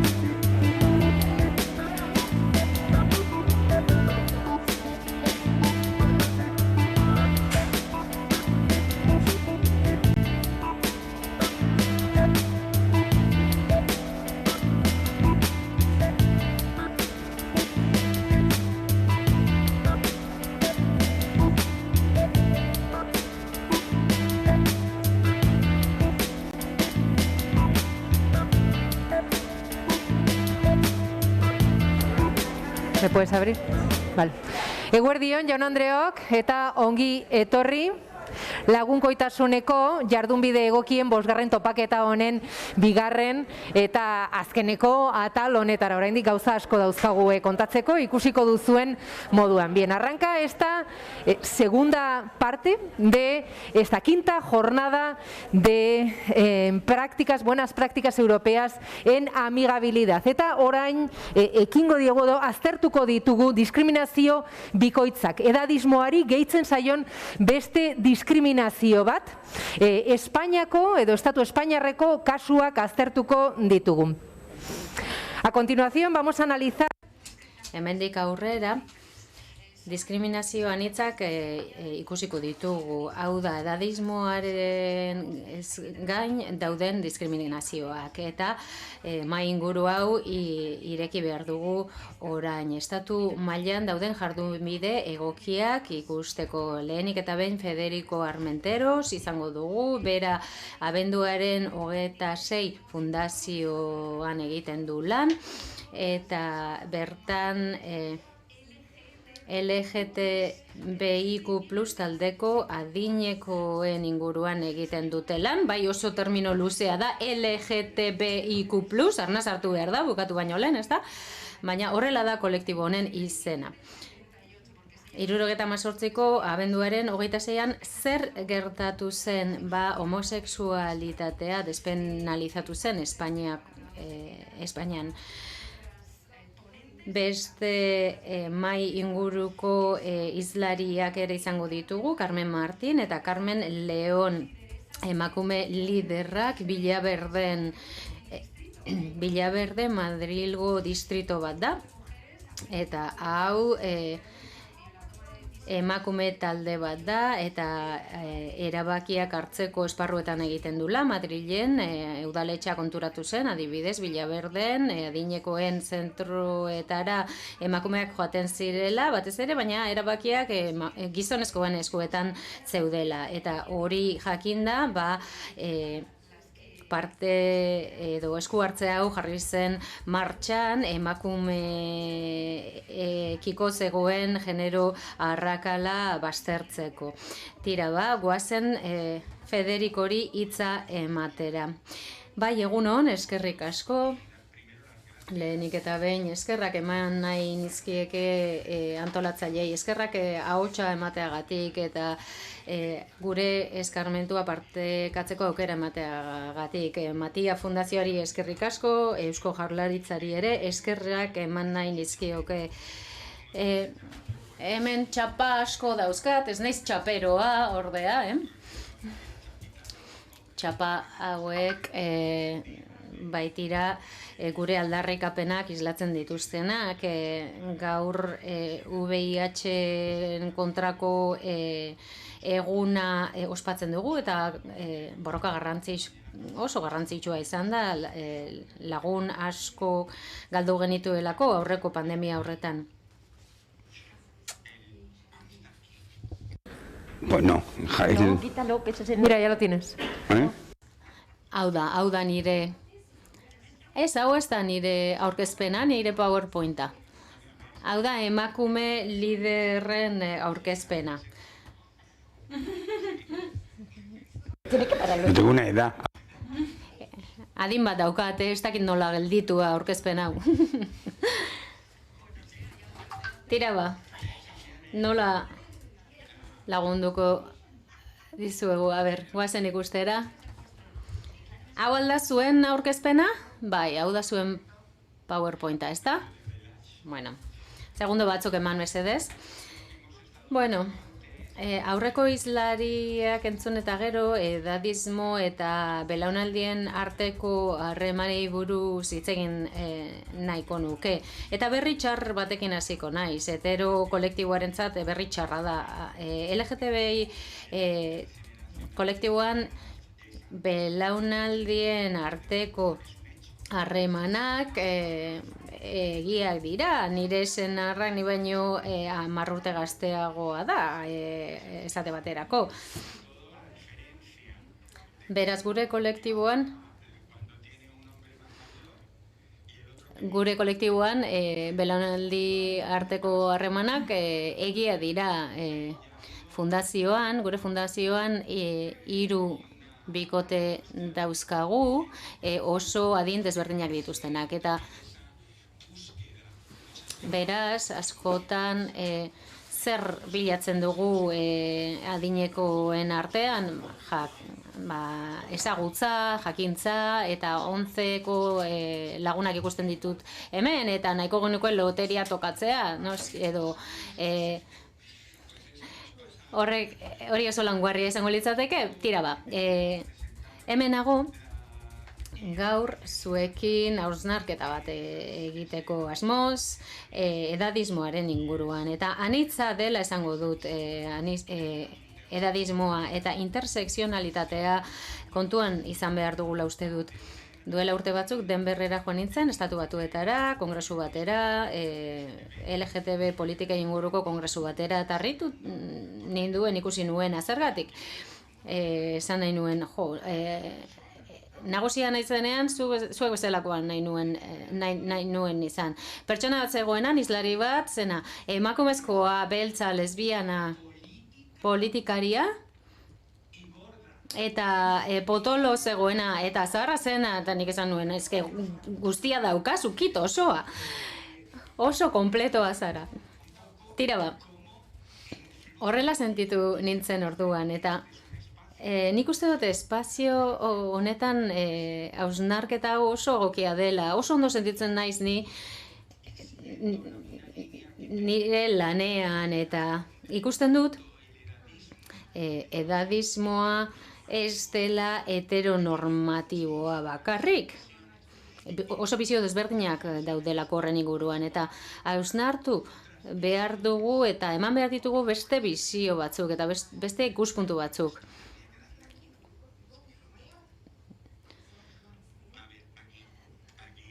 Hau da nire aurkezpena, eta bai, pasatu dut gardenkia. Tira ba, gaur 40 urte lehen pertsona diagnostikatu zen VIH-arekin, HIV-arekin. Beraz, 40 urte igaro dira eta oraindik ez daukagu txertorik. Hau ez da COVID bezalako gaitza, baina onak arri behar nioen, zergatik eragin handia izan duelako gure kolektiboan eta banandu egin gintuelako 80ko hamarkadan minbizi la rosa deitzen genion guk iesari. Eta gainditu dugu hori guztia, orain ez gaituzte detektatzen, botikei esker eta ez dugu gaitzat transmititzen. Beraz, horrek esan nahi du, inolako arazorik ez dagoela, bizita sexual pozgarria eta beratxa izan dezakegula, eta bar. Orduan, hausnarketa txiki bat egin nuen zuekin hemen. Nondik gatoz?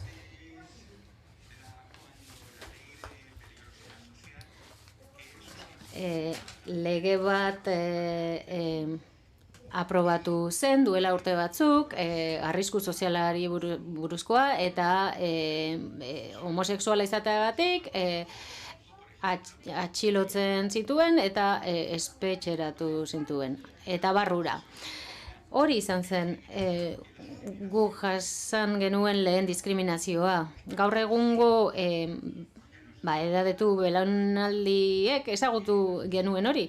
Eta orain konturatzen gara gaur egungo adituak jaio zirela une oso zail baten. Bi diktadura izan genituen, Primo de Rivera eta Francorena. Eta bi horietan gure kontra aprobatu zituzten hainbat lege. Mundutik aparte usteko gure kolektiboa ezin zinen zuzeu izan, zergatik atxilotua izan zintekelako. Katalogatu egin gintuzten gaixo bezala, gaixotasun mentala uste zuten geneukala. Egia da pixkat zoratuta bagaudela, baina ez da hainbesterako, ez da, eta testu inguru hori dela eta ikustezeinak bihurtu gara, eta diseinatu gaituzte eskutatzeko, ikusiak ez izateko zergatik, bestela ondorioak egongo direlako, eta hobe gu hor gaudela inork ez jakitea, eta pentsatzen da kriminalak garela, bai, espetxean sartu gaituzte. Homosexuala marikoia zinela esateak, esan nahi zuen, pederasta zinela, automatikoki. Horrela lotzen ziren gauzak, eta gaur egun, oraindik jende askok hori uste du. Lotura hori egiten du, hipotalamoan hori barneratuta dakate, eta gaixo bezala ikusten gaituzte. Denetarik geneukan, bizioso batzuk ginen, kriminalak eta gaixoak. Eta hori zen eredua, eta horrela ikusten gintuen gizarteak, baina gaur egungo edadetuok hori bizi izan dugu, eta esan digute normala den egoera heteropatriarkatua zela. Beraz, emakumeek ez zuten inolako rolik, inolako funtziorik horretan.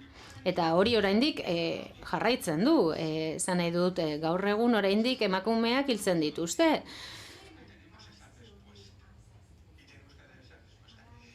Baina honi erantzun bat eman behar digugu, ezta? Eta gure mundua grisa izan da beti, represioa jasan izan dugu, eta polizia grisez jazten zen. Eskerrak guk kolore dun mundu bat sortu dugula, ezta? Mundu koloretsua. Eta nola gaude oraintxe bertan? Nola eraiki gaituzten eta horren inguruan hausnartzen dugunean, non gaude, nolakoa gara orain, pobreak gara,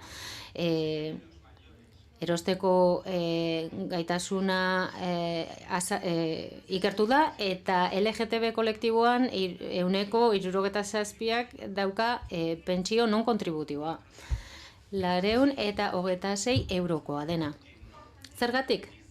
Lan egiteko eskubiderik ez geneukalako, kartzelan sartzen gintuztelako, eta pluma edo zeneukala konturatzen baziren, langabezian geratzen zinen, edo beltzan lan egiten zenuen, eta ez dugu esan behar beltzean noski, ekonomian geundela esango dugu. Hori zen gure egoera. Eta horrek guztiak bakardadea ekarri digu. Pertsona batzu askorentzat egoera horrelakoa zen, esaten ziguten bakarri bukatuko duzu. Eta poliki-poliki hori guztia barneratu dugu. Eta fundazioan hori ikusten da askotan, bakardadea, mina ematen duen bakardadea, ez dugun nahi bakardadea, baizik eta mingarria den bakardadea. Bazterketa, inork ez gaitu maite. Eta gainera, edadismoa gehitzen badiagu guzti honi, ikusiko duzuenez, egoera gogorra da, zaila da. Baina noski, resilienteak gara. Matxakatu egin gaituzte, baina hemen gaude. Hemen jarraitzen dugu, eta hemen jarraitu nahi dugu.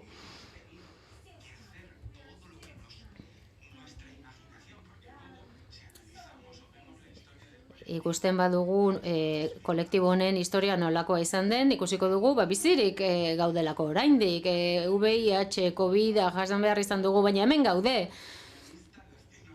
Ez gaituzte hilko. Barkatu. Luego estamos amenazados. Tenemos... Gainera, mehatxu handiak jasaten ditugu, hor daukagu normaltasuna.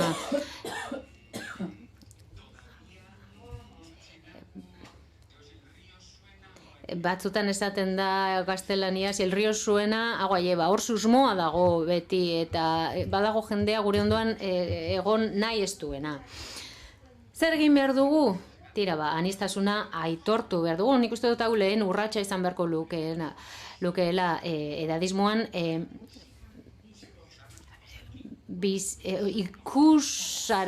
ikustarazti behar ditugu edadetuak, gure gizarte honetan gaudelako, eta talde asko ez ditugu ikusten, oso anitza gara, batzuk buruzaila dira, altuak, bajuak, potoloak, argalak, hori da gure gizartea, anitza da. Eta aldugun heinean saiatuko gara paradigma hori aldatzen.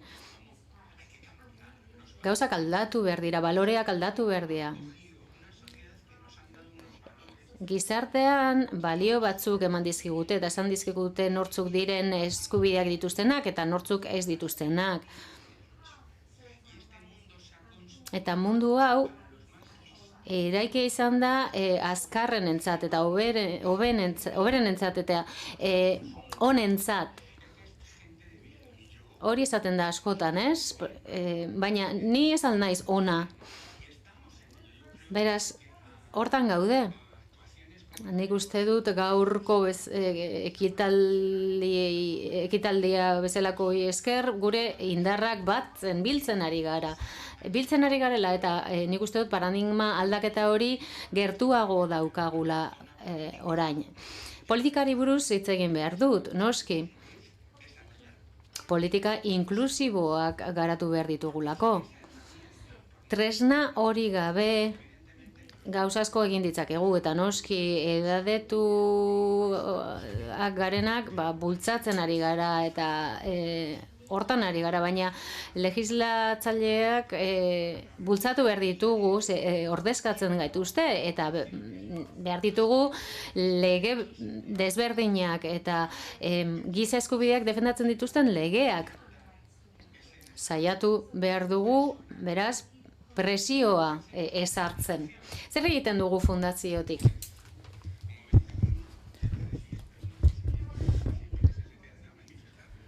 Hori da manifestazioaren eguna, egia esan festa asko gustatzen zaigu. Zer egiten dugu? Aniztasuna ikusarazi. Egin dugu, sortu dugu adinekoen lehenengo zentroa, komunitarioa, anitza, Espainiako lehena. Egoitza honetan, zentro honetan, espazio bat sortu dugu, jendea bertara joaten gara, elkar ikusten dugu, eta gara. Sortu egin behar izan dugu, orain arte ez zegoen alako espaziorik, orain ari gara. Edo esan diegu, politikariei, boteredunei, herritarra gara, eskubide osokoak, zerbait egin behar duzu gurekin. Lehen esandako guztiarekin, ez da, leheno gogoeta hoiekin,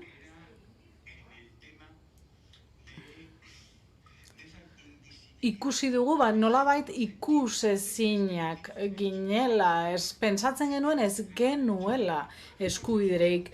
Gure kolektiboa ez da gizarte zerbitzuetara joaten, pentsatzen duelako ez duela eskubiderik. Eta etxean geratzen da, edo babes gabe, edo hartatu gabe geratzen da, ez dago arreta espezializaturik kolektibo honentzat. Zer gehiago egiten dugu? Sensibilizatu egiten dugu. Leku guztietara joaten gara, ikusgaitzaten, eta egia esan, ez ikusita asko galtzen dute, ikusi ze gorputz ditugun, baina maskarillakin hori gertatzen da musukoekin gero. Eragin politikoa ere egiten dugu, hor egoten gara, telefono deika, bilerak eskatzen, Madrilen, tokatu zaigu panorama bat, 3 letrako horiek daude, badakizute, sigla, eskubideak kendu nahi dizkigute, eta jota fuego gaude horiekin, baina egiten dugu lan politikoa ere, bai. Baina garrantzitsuena guretzat da arreta individualizatua, hau da, zerbitzuak ematea. Adinekoekin egotea, ahalduntzeko, beraiekin egoteko protagonistak izan daitezen. Sartu nahi izan diguten biktimismo hori alde batura utzi eta botere hartu, ahaldundu, esan hementxe gaude, garena gara, baina parte hartu nahi dugu aktiboki gizarte honetan. Eta nahi dugu gizarte hau izatea ahalik eta anitzen. Eta guztiok izatea bere lekua bertan.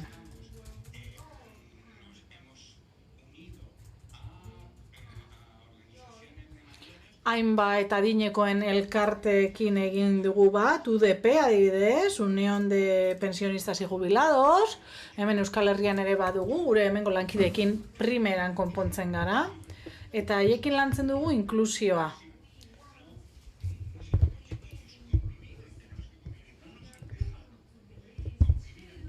Ez digute utzi elkarrekin bizitzen, ezin izan dugulako maila berean egon,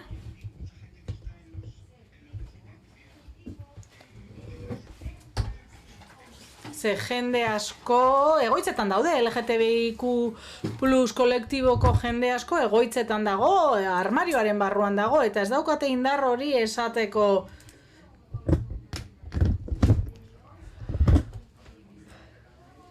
Ze futbolarekin, ez? Mundu guztiak esaten du bani atletikokoa naiz. Eta etzara gai esateko, pues hori, gizonak ditu gustuko, ez da ezer gertatzen. Ez da, bezer txarra. Zergatik ez dugu hori esan lasaitasun osoz, elkar ezagutzea, adinekoekin lan egitea, jakitea, ez? Txikitan ere,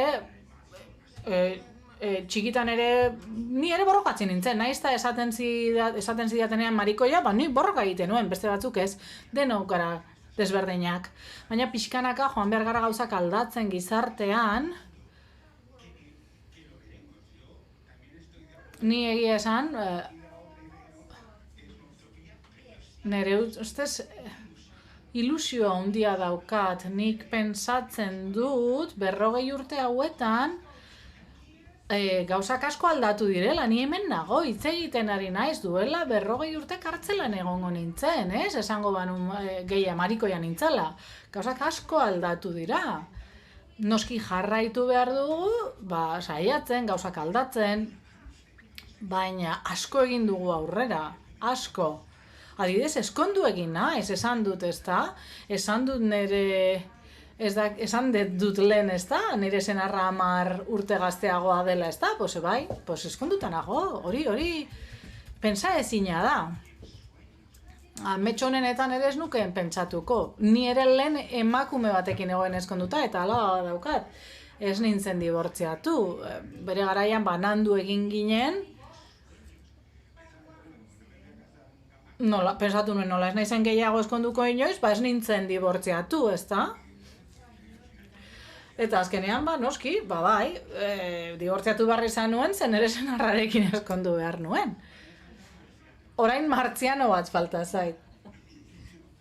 Konparatzeko, ezta? Ver que esta sociedad, si es inclusiva, va a estar... Gizarte hau, inklusiboa balin bada, asko ere gehiago biziko gara, zoriontasunak ere sortzen ditu endorfinak eta horrek bizitza luzatzen digu.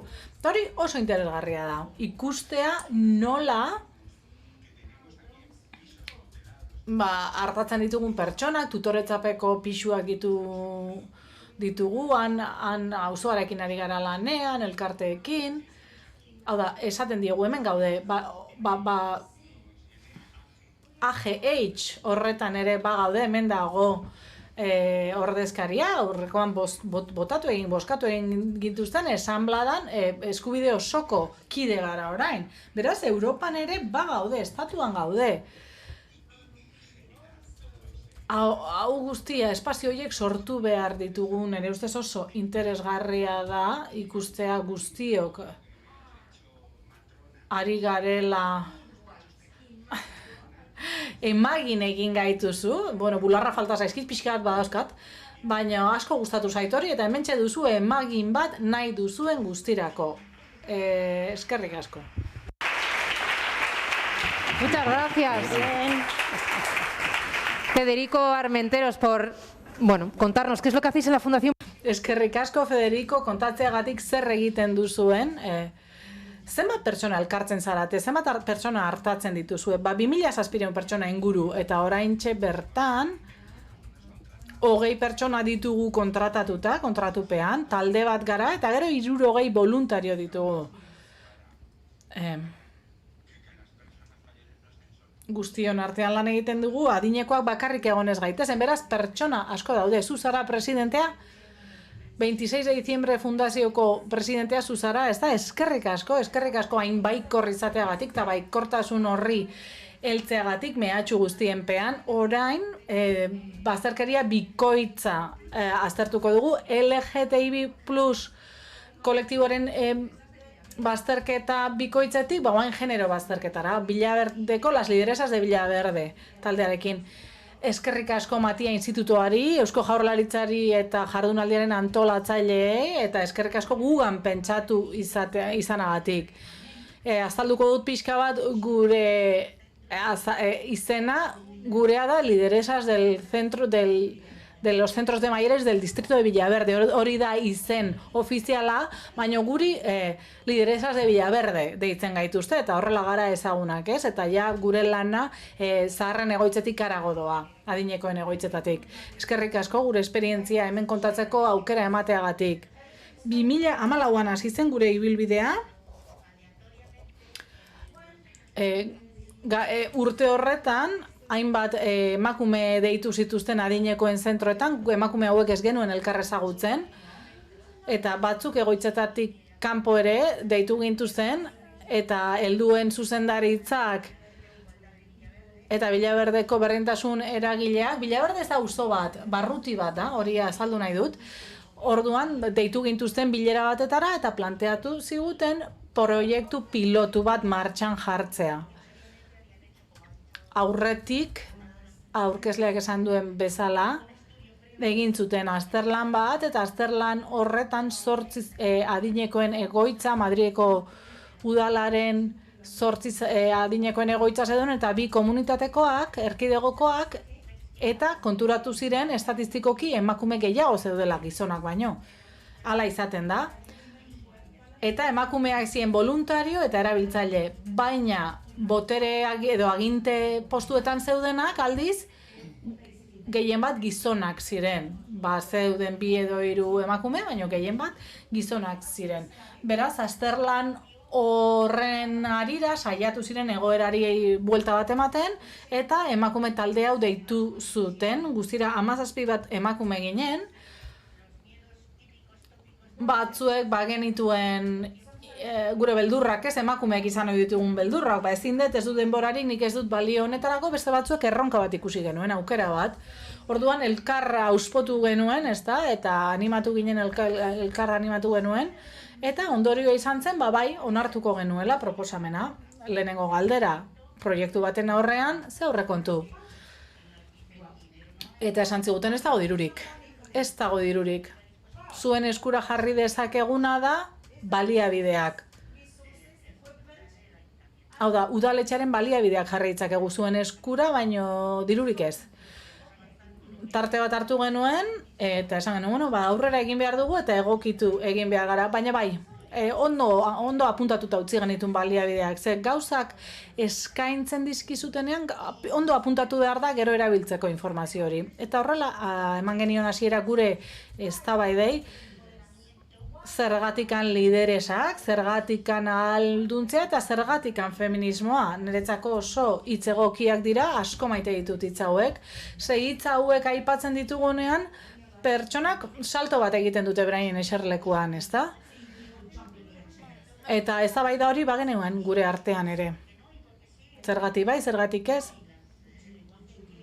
Eta hizkera, ohitu egin behar gara, lehen edadismoaz ari ginen hitzaitan, eta orain, hizkera, hizkuntza, ezinbestekoa da. Zuk esaten baduzu harrotasunez feminista naiz, etengabe hitz egiten duzu feminismoaz edo alduntzeaz, gizartea ohituko da hizkuntza horretara. Pixkanaka, ekarpen bat egiteko modua da. Hori izan zen gure hasiera, eta hilabetean behin biltze ginen udaleko talde batekin, Villaverdeko adinekoen zentroko koordinatzailearekin eta berdintasun eragilearekin. Eta 2 hilabetera prestatzen joan ginen, eta 2 hilabetera eragileak, berdintasun eragileak esan zigun auzokoen topaketa batera joateko berarekin, gure esperientziaz hitz egiteko, baina zer kontatu behar genuen, 2 hilabete baino ez genera matzan lanean. Baina gure segurtasun falta guztiarekin ara joan ginen, egun horretan berarekin eseri ginen mailean, baina bera etzen iritsi.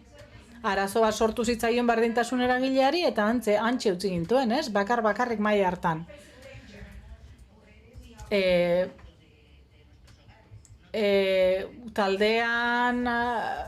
Taldeko emakumeak gure etxetatik atera gara, ez dugu ikaskuntza akademikorik, bakoitzak bere prestakuntza egin du, eta baina motxiladunak gara gu ere. Hori badakigu adinekok, ez? Motxila ederra daukagu bizkarrean.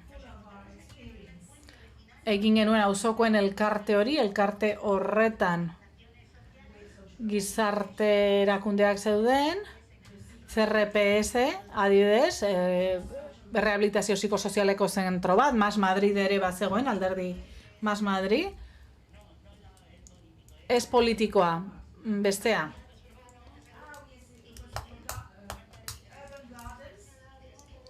Bez, hau gertatzen zaigu memoriarekin adinekoei. Madrid Salud, barkatu ez, Mas Madrid. OMC Radio zegoen, komunitateko irratia, eta bizi auzokoen elkarteak ere bazeuden. Gu biok joan ginen, bakarrik utzi gintuzten, hementxe bezala, nahi genuena esan genuen, gardentasun eta naturaltasun osoz, eta konturatu ginen, herritartasuna eraiki genezakeela. Adinekoen espazioetan sartzen hasi ginela, ze aurretikan erresistentzia handiak zeuden, objektiboak eta subjektiboak alde batetik, adinekoekin lan egitea, ideologikoki gauza asko ditugu hor, patriarkatua, presente dago leku guztietan, orduan, pensatzen zuten, emakume hauek ona etorriko dira bere gauzekin, estrategia asko bilatu behar izan genuen, kontu handi sartzen joateko, ze erresistentzia hori ere naturala zen.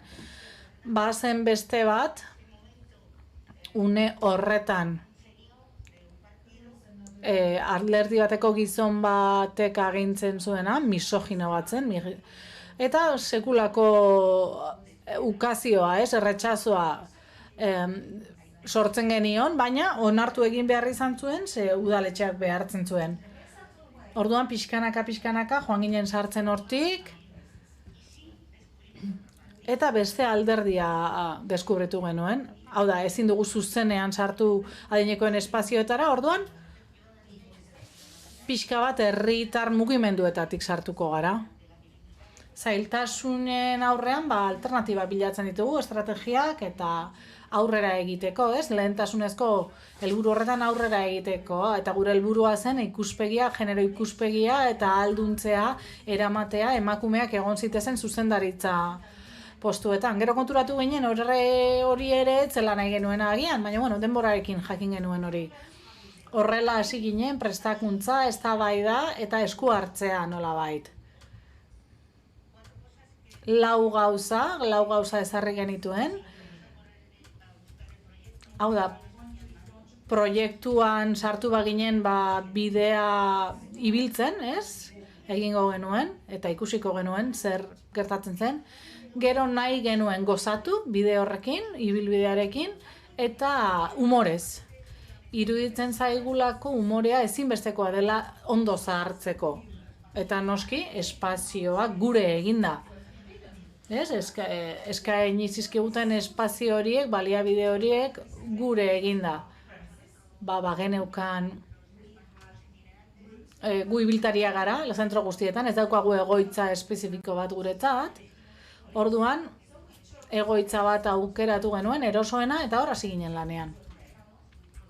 Horrela hasi ginen, denborarekin prestakuntza, eztabaida, eta kontraesan asko genituen, eztabaida asko genituen gure artean, eta hortik sortu zen beste proposamen bat, hau da, berdintasun espazioetan, Bilaberden bidaude, berdintasun espazioetan egongo zirela emakume batzuk lagundu egingo gintuztenak, elkarren arteko eztabaida horiek pixka bat arintzeko,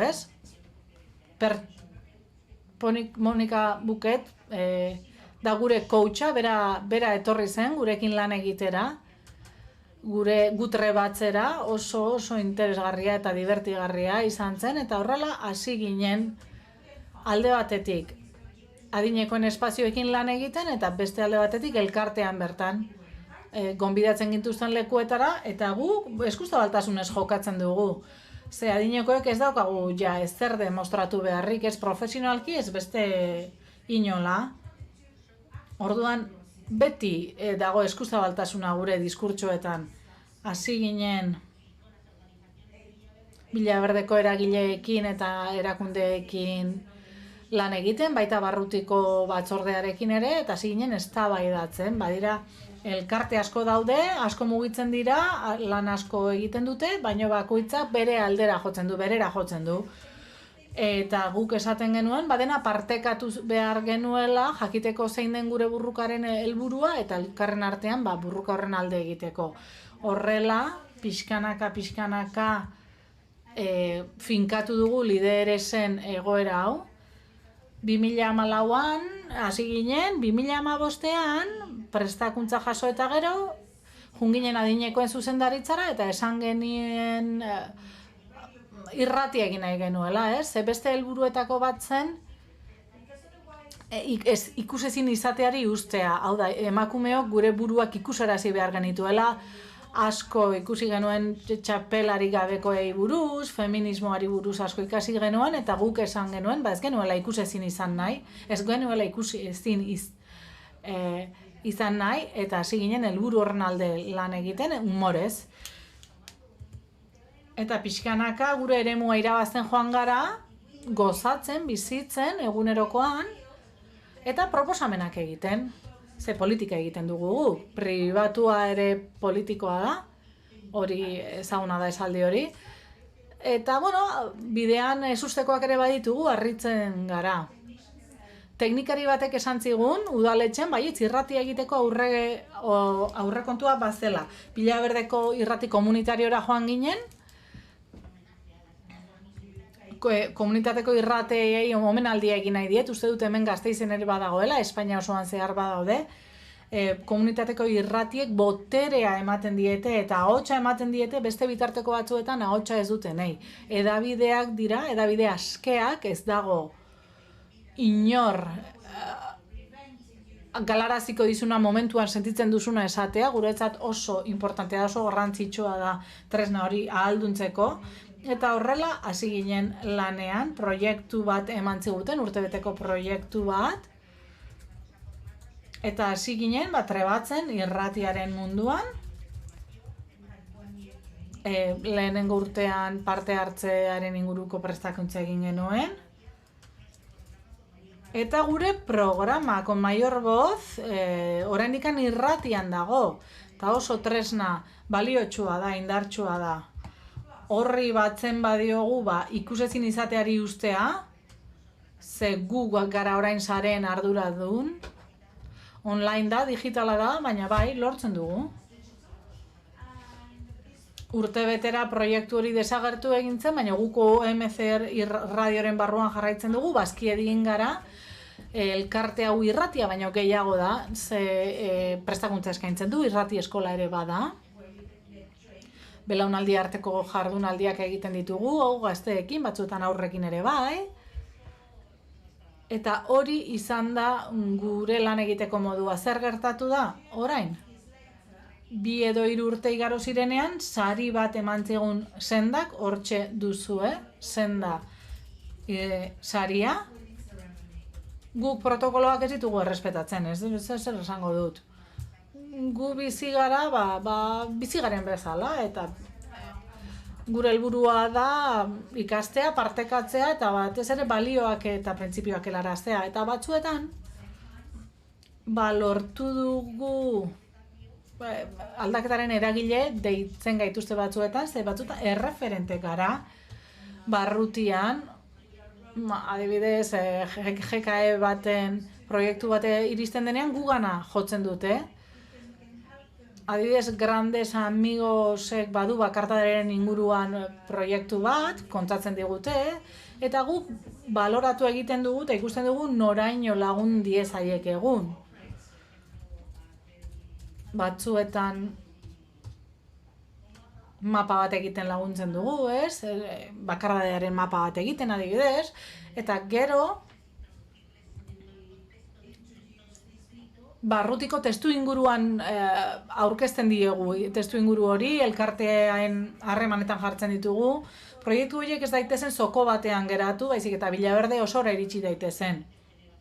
Belaunaldi arteko jarduerez hitz egin dugu, joaten gara eskoletara, 11 urteko aurren eskoletara kontatzeko nola jolasten ginen gun, eta nola jolasten diren orain, batzuetan jolas tokian beraiekin egoten gara, aurreskoletan ere egoten gara. Kultura aniztasun handia dago eskola horietan. eta gosariak egin ditugu Nepaleko emakumeekin, Afrikako emakumeekin, beraiek kontatzen digute nola bizi zirenan, nola iritsi diren Espainiara, eta hantxe daude baita ere umeak. Beste batzuetan mautzorduak ere elkartzen konpartitzen ditugu, errezeta konpartitzen ditugu, egin ditugu jardunaldiak kulturan iztun emakumeekin, 24 hizkuntza ere manejatu ditugu, momentu jakin batean, gazteekin antzerkia egiten dugu, ustez, marrokiarrak zirela, zoragarria, ze hori ere elkartu zaigu pandemiaren gaiarekin hori moztu eginda pixka bat, eten eginda, baina biziraun dugu, bizirik atera gara, teknologiari esker. Eta bada plataforma bat, Botitzen, teknologiaren katedrala dela esaten dute, Villaverden, han baziren industria garaian, Villaverdera industria itxi zenean, pabilloi batzuk sortu zirenan, gero itxi zituzten, eta udalak plataforma Botitze edo sortu duan, goi teknologiako plataforma bat,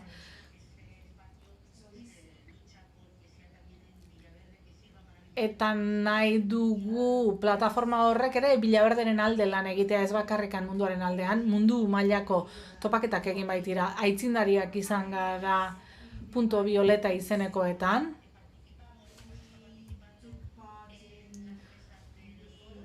Foroetako mahaietan parte hartu dugu, feminismo mahaian eta adinekoen mahaian genden, bi mahaiak uztartuta. Orduan, feminismo mahaiekitik proposamenak egiten genizkion barrutiko batzordeari adinekoen espazioetara hainbat gauza eramateko, genero ikuspetik gidun liburutegi bat, adibidez. Aho batez onartu izan dizkigute beti gauzak barrutian, batzordeetan. Teknologia eraman dugu adinekoen zentroetara, arrakala digital hori, eten digital hori hausteko. Tailerrak egin ditugu amonaentzat, adibidez. Ez bakarrikan eten digital horrekin eta ordenagailuak erabiltzearekin lotuta, hori errazagoa da, hori adinekoen zentroetan etengabe egiten da.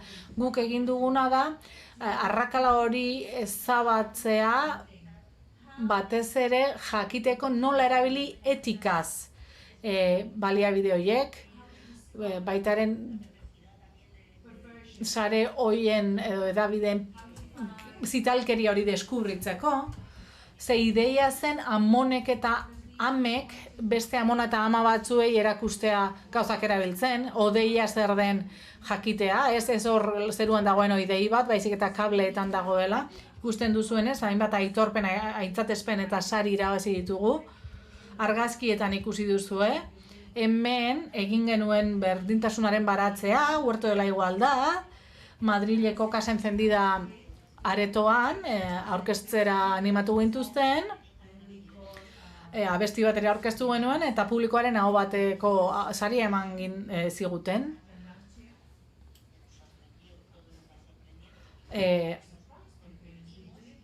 Egia esan guk harritzen gara, oraindik sorpresa ditugu, nahi dugu bizi eta balioak helarazi eta besterik ez. Argazkietan oso argi ikusten da. Forbes zerrendan atera gara, hori ere harritzeko izan zen. Zergatikan Forbes zerrendan? Taldeen aintzatespenen eunekoen zerrendan atera ginen, aurrena harritu egin gintuen, gero onartzu genuen eta orain disfrutatu egin dugu, hortxe dago. Wikipedian ere gaude, ez dakigu zergatik, nor jarri gaituen Wikipedian. Eta udalak guri buruz egin duen ebaluzioetan, proposamen hori egin zuten. Eta ara eraman gintuzten irratia ere, guretzat irratia da botere tresna indartsuena. Ez bakarrik guretzat, baizik eta adineko beste edozeinentzat, ez? Ze ahotsa ematen dio bestei, ahotsa ematen diegu bestei, irratira ekartzen ditugu pertsona garrantzitsuak. Egia esan guk ekarri baino beraiek eskatzen digute etortzea.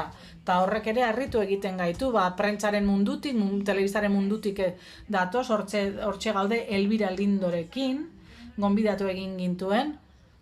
Ez ditut ezagun gehiago esango, ikusten ari zarete. Ez dakizen denbora geratzen zaigun.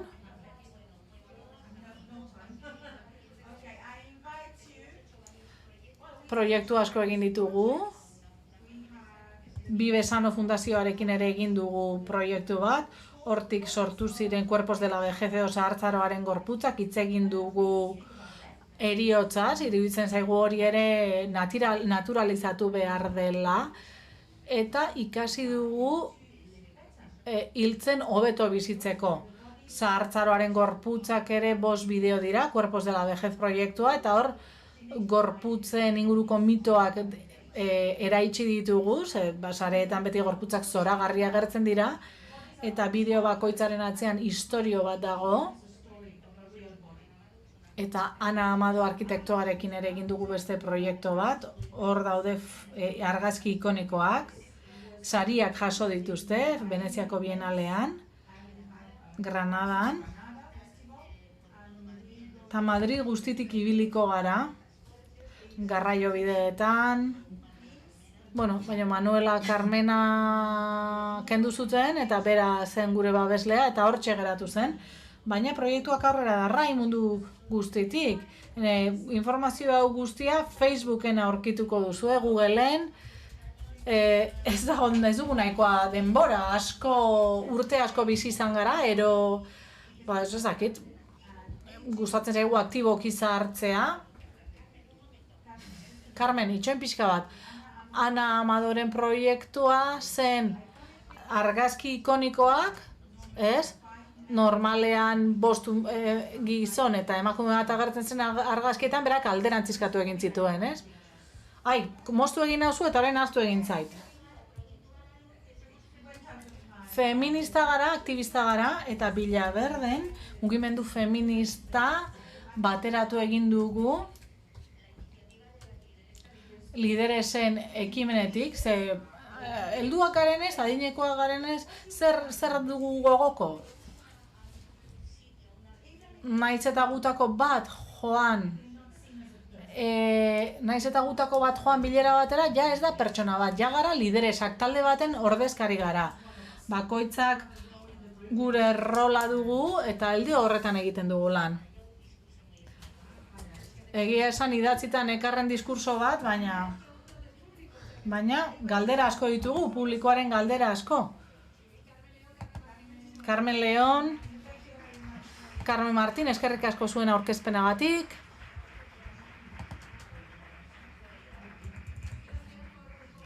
Eskerrik asko zuen esperientzia partekatzeagatik.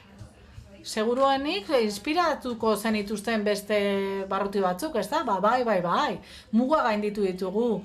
Gaur hemen gaude, baina Granadan egon gara, Castilla-Mantxan egon gara, hainbat herritatik gonbidatzen gaituzte, eta gizarte fenomeno sozial bat gara, antropologoek aztertu egiten gaituzte, guk ez dakigu. Zer erantzun horren aurrean ez dakigu zer gertatzen den.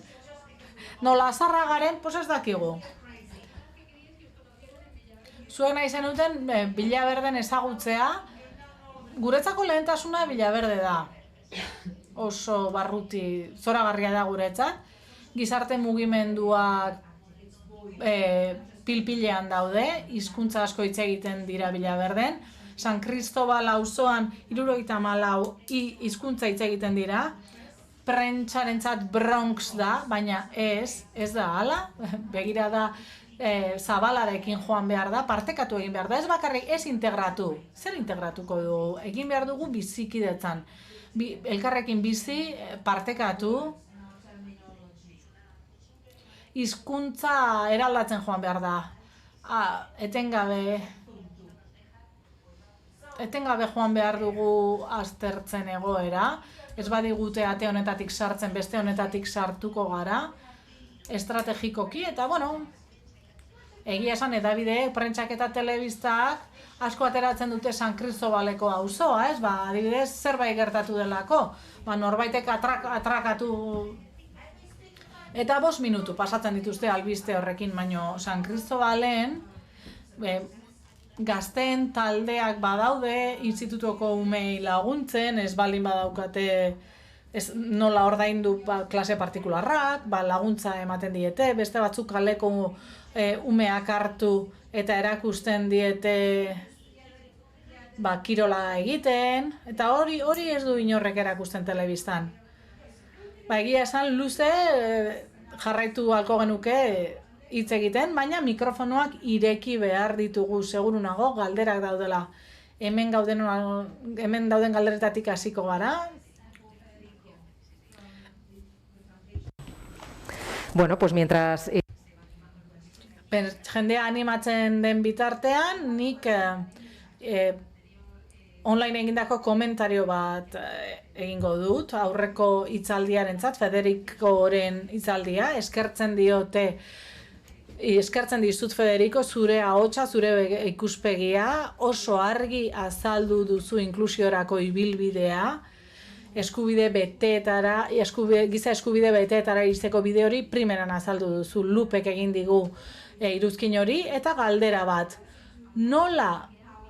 nolakoa da indarkeria eta bazterkeria egoerak bizi izan dituztenak integratzean, nola zer eragin du zahartzaroak zuek kolektiboan?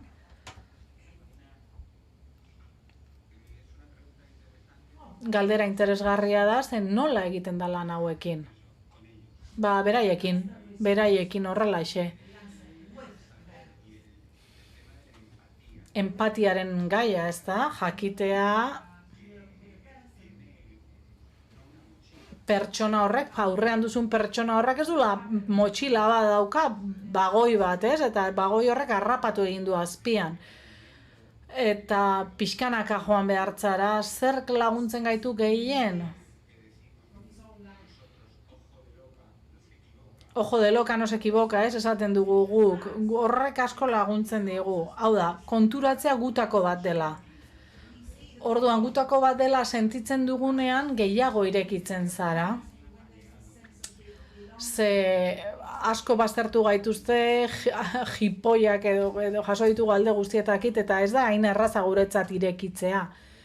Eta jakintza badugu, ni gizarte hezitzailea naiz, gizarte antzerkian ere egin dut trebakuntza, pixka bat jendeari erakusteko aktore izatea, beraiek izatea, hitz egiten dutenak, ez izatea ni salbatzailea, baizik eta beraiek izatea gidari, laguntzaile, animatzaile. Eta noski ikustea baita ere, ikusgarritasuna ematea. Ze ikusten bazaituzte edabideetan, leku guztietan, eta ikusten dute etzaizula ezer gertatzen, noski, horrek laguntzen du, ez dugu inoiz erreferenterik izan, ez dugu erreferente honik izan, konturatzen bazarete, guk gure garaian ikusten genuen filmetan, gu ginen, eroak, bailea, paintzaileak, eta beti hiltzen gintuzten, ez? Ez zegoen Federico García Lorca, inoiz ez ziguten esan ziguten idazlea zela, ez ziguten esaten marikoia zela, eta ez ziguten esaten marikoia eta gorria izateagatik hil zutela. No se podía decir. Sí. Por eso os metían a la cárcel, ¿no? Antes. Una pregunta para las cárceles. Beste galdera bat Carmenentzat. Nola egiten duzue lan adinekoen etxeekin? Lortu duzue leku horietan eragitea, zer egoera bizi izan dituzue? Erresistentziak handiak izan dira, baina denborarekin gauzak aldatu dira. Zuzendaritza batzordeetan emakume gehiago dago. Eta gu proposamenak eta jarduerak egiten ditugu. Adinekoen egoitzetan antolakuntza nahiko jerarkikoa da, naiz eta zuzendaritza batzordeak horregon. Ez dakit hemen Euskal Herrian, baina ez daukate askatasuna handirik, ez daukate autokudeaketarako gaitasuna handirik, ez? Goitik etortzen da agindu hori, udaletxeak ematen du ekonomikoki, eta zuzendaritza batzordek ez daukate eragiteko eremu handirik. Bidaiak, jarduerak kudeatzen dituzte, gero voluntarioek ere egiten dituzte jarduera asko, baina guk zehazki sartu ditugu hainbat proiektu, oraintxe bertan aukeratu gabeko bakardadeari buruzko proiektu bat dugu, eta irratia eramaten dugu etorri ezin duten jendeen lekuetara. Ari gara horretan lanean, eta hasi dira makinak manipulatzen ikasten, adibidez, bakardade hori ekiditeko, aukeratu gabeko bakardade hori. Horretan gaude oso zentratuta, eta beste erakunde batzuekin ere laginkidetzan aritzen gara arlo horretan, ze oso konplexua da. Zer da aukeratu gabeko bakardadea? Objektiboa eta subjektiboa, ez da? Bakardadea sentimendu bat da, adineko pertsona batzuk etxean bakarrik gaude eta bakarrik sentitzen gara. Horrek ez du esan nahi benetan bakarrik gaudela, baina gauza da nola kudeatzen dugun. Adineko pertsona batzuk mendeko dira, familiaren mendeko, eta ez daudenean familiarekin oso bakarrik sentitzen dira. Beste batzuk ez gaude familiaren mende, independentea gara eta ahaldundu egin gara. Ni jaio nintzenean ahaldundu nintzen, edo, ahaldunduta jaio zen hau. Izan jakimina eduki behar da, borrokatu behar da, eta amestu egin behar da. Eta helduak balin bagara ere badaukagu amesteko eskubidea eta protesta egiteko eskubidea eta ez esateko eskubidea. Carmenek badu esaldi bat esaten duena. Hauts gehiago altzarietan eta gutxiago buruan, ez? Eta beste batzuk nik esaten dut maitasunak ez diezagula eragotzi ezetz esaten. Ze askotan adinekoak bigarren hirugarren maila batean jartzen gara eta bestei ematen diegu lehentasuna eta nik uste dut geure burua maitatu behar dugula. Neri horrela oso ondo joan zait.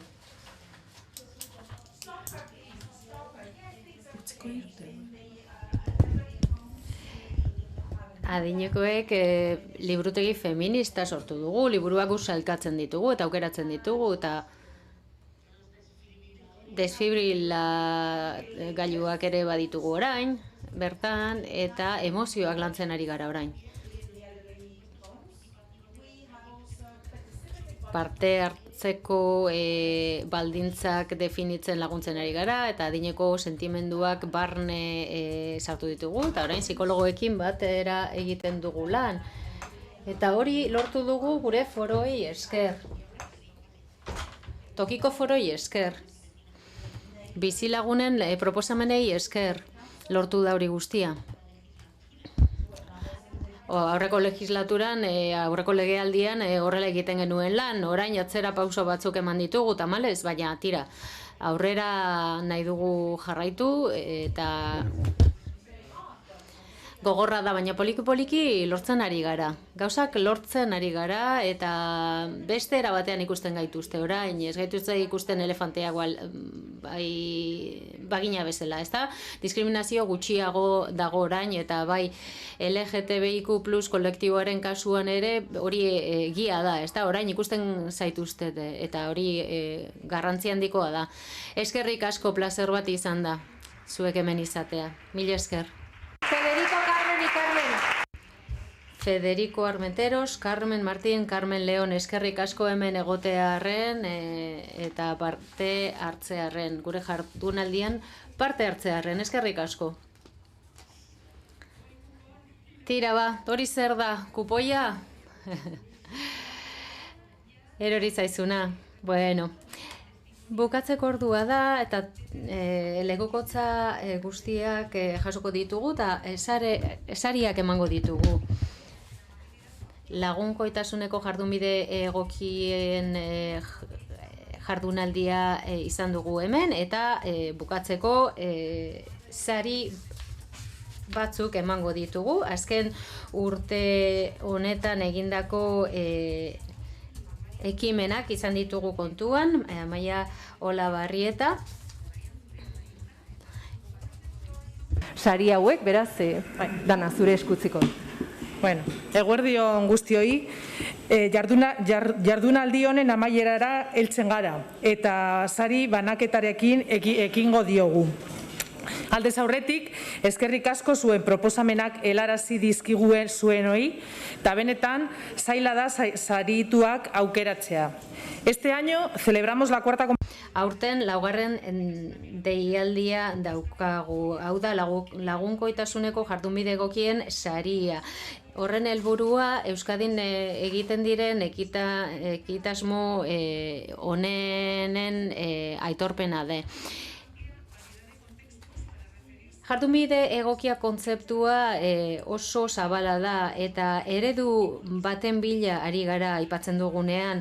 Jardunbide egoki sistematizatuei esker esperientziengatik ikasteko aukera ematen digu eta beste testu ingurutan aplikatzeko aukera ere ematen digu.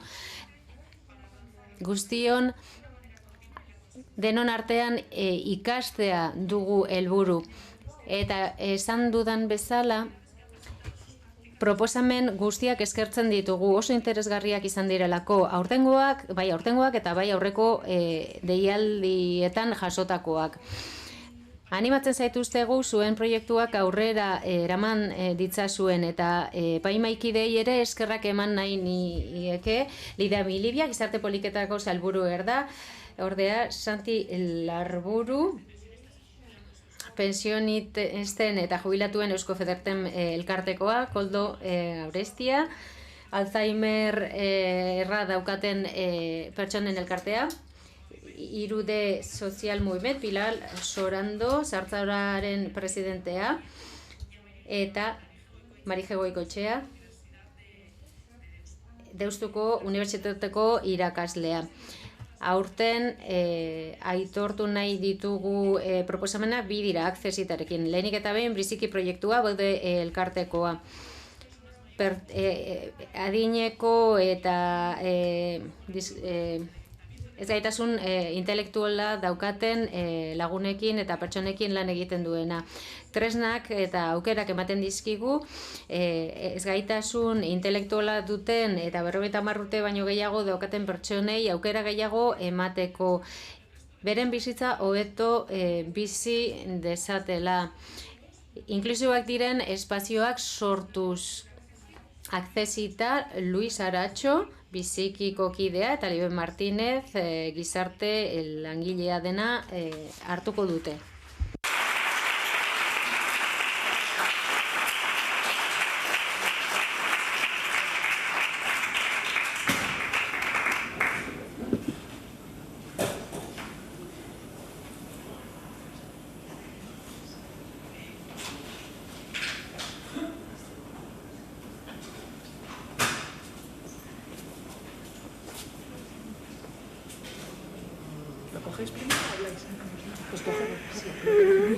Luis, cógelo.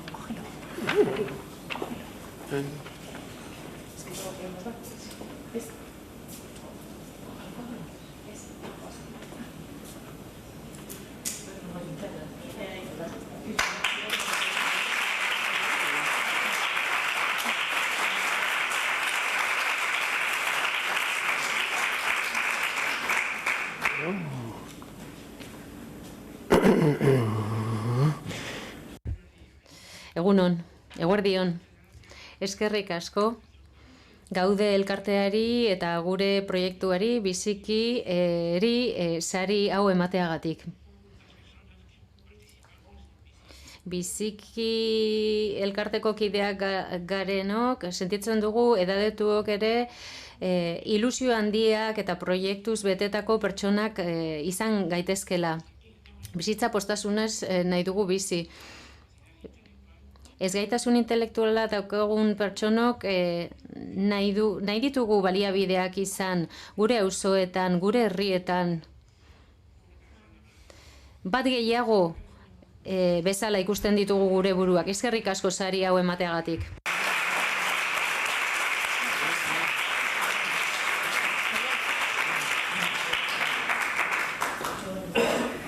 Eskerrik asko. El segundo akzesit... Bigarren akzesita, Amurrioko udaletxeko elkarte batetzat joango da. Amurrio Lagoikoian barne dagoen elkartea. udaleko erabakietan parte hartzeko helburua duena. Biztanleria aktiboa lortzeko helburua duena eta edadetu aktiboak sustatzen duena. Txerra Molinuevo, Amurrioko alkatean, Derriturbe, animatzaile soziokulturala dena eta kontseiluaren bikide dauzkagu hemen, saria jasotzeko. Eskerrik asko.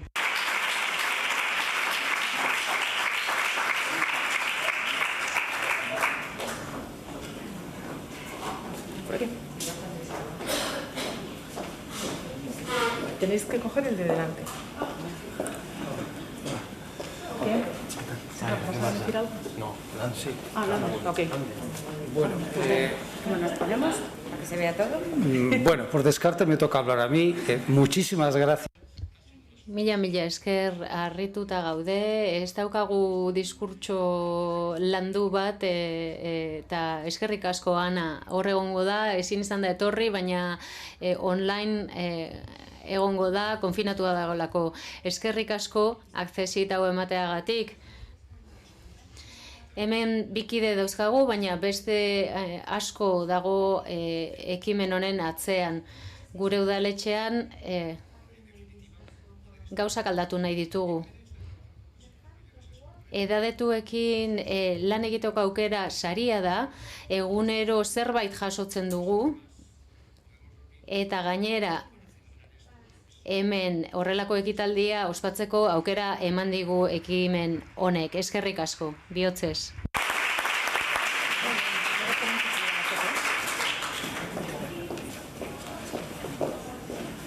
Bueno, he de reconocer que juego con...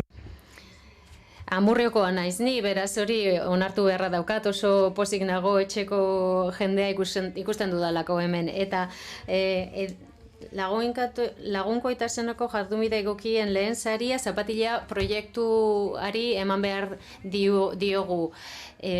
Abadiño Lagunkoia zapatila proiektua taldea San Trokaz Nagusien elkartea eta San Prudentzio Nagusien elkartea daude ekitasmo honen barne. Adituen bizi estilo osasungarria bultzatu nahi du proiektu honek. Edadetuen autoorganizazioa ere bultzatu nahi du eta udaleko baliabideak aprobetxatzen ditu eta baliatzen ditu. Sant Trokaz Nagusien elkarteko Maia Ulagarriaga, Iñaki Pago Navarraga eta Jose Mari Macias daude hemen saria jasotzeko.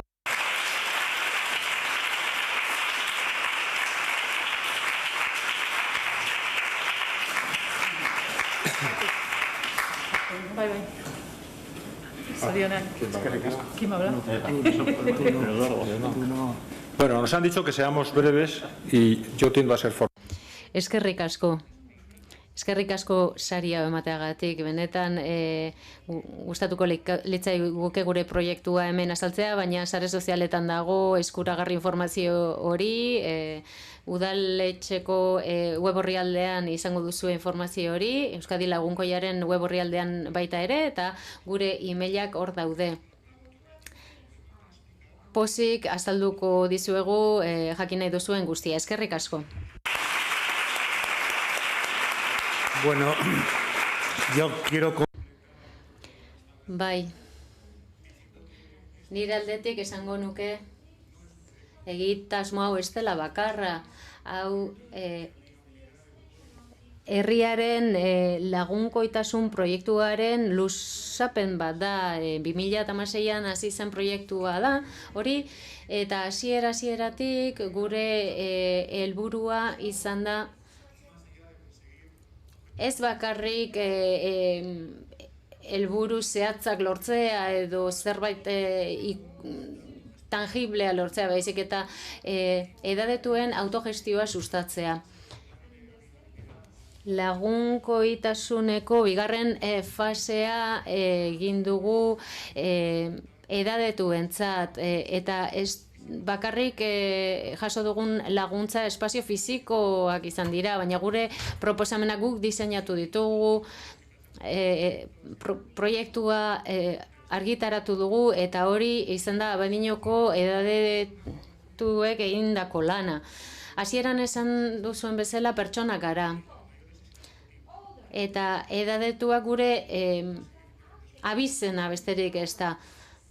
Eskerrik asko.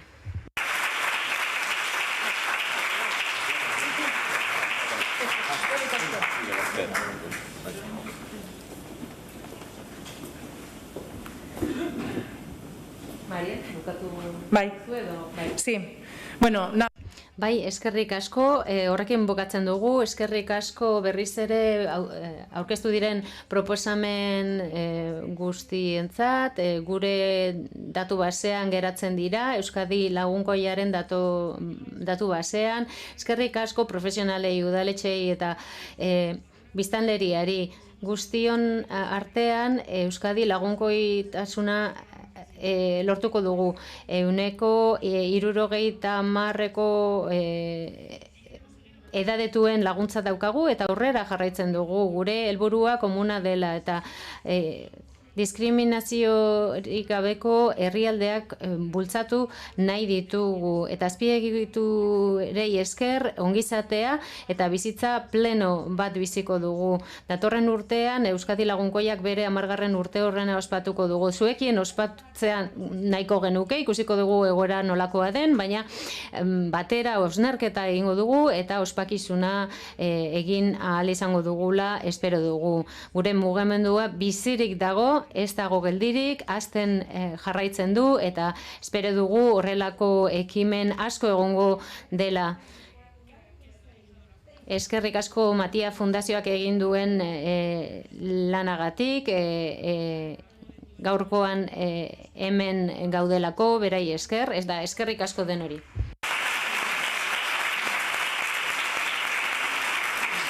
Eskerrik asko Marian Olabarrieta, isteko eskaini dizkiguzun zure hitzengatik ikusten ari zarete, datorren urtean Euskadi Lagunkoiak 10 urte beteko ditu eta, bueno, ospakizunetarako, espero dugu osasun egoera hobea izatea eta ospakizunetarako aukera izatea, baina akzioarekin jarraitu behar dugu ordura arte eta sari hauek adierazten duten moduan zuhaitz hori azten joatea guztion artean egiten dugun lana edadismoaren aurka eragin alizateko eta lagunkoitasunean aurrera pausoak eman alizateko. Aquí termina esta quinta jornada de buenas prácticas europeas. Hemen bukatzen da lagunkoitasuneko jardunbide egokien 5. jardunaldia. Espero dugu interesgarria izango zela gaurko saioa. Edadismoaren kontra egiteko hainbat ideia partekatu ditugu hemen eta bukatu baino lehen mesedez kaskoak ez eraman etxera, utzitzazue hemen eta jasoko ditugu. Plazer bat izan da, zuekin ideiak eta momentuak partekatzea. Datorren urtean elkarrik ikusiko dugu 10. urteurrena ospatzeko. Eskerrik asko guztioi, ondo izan, agur.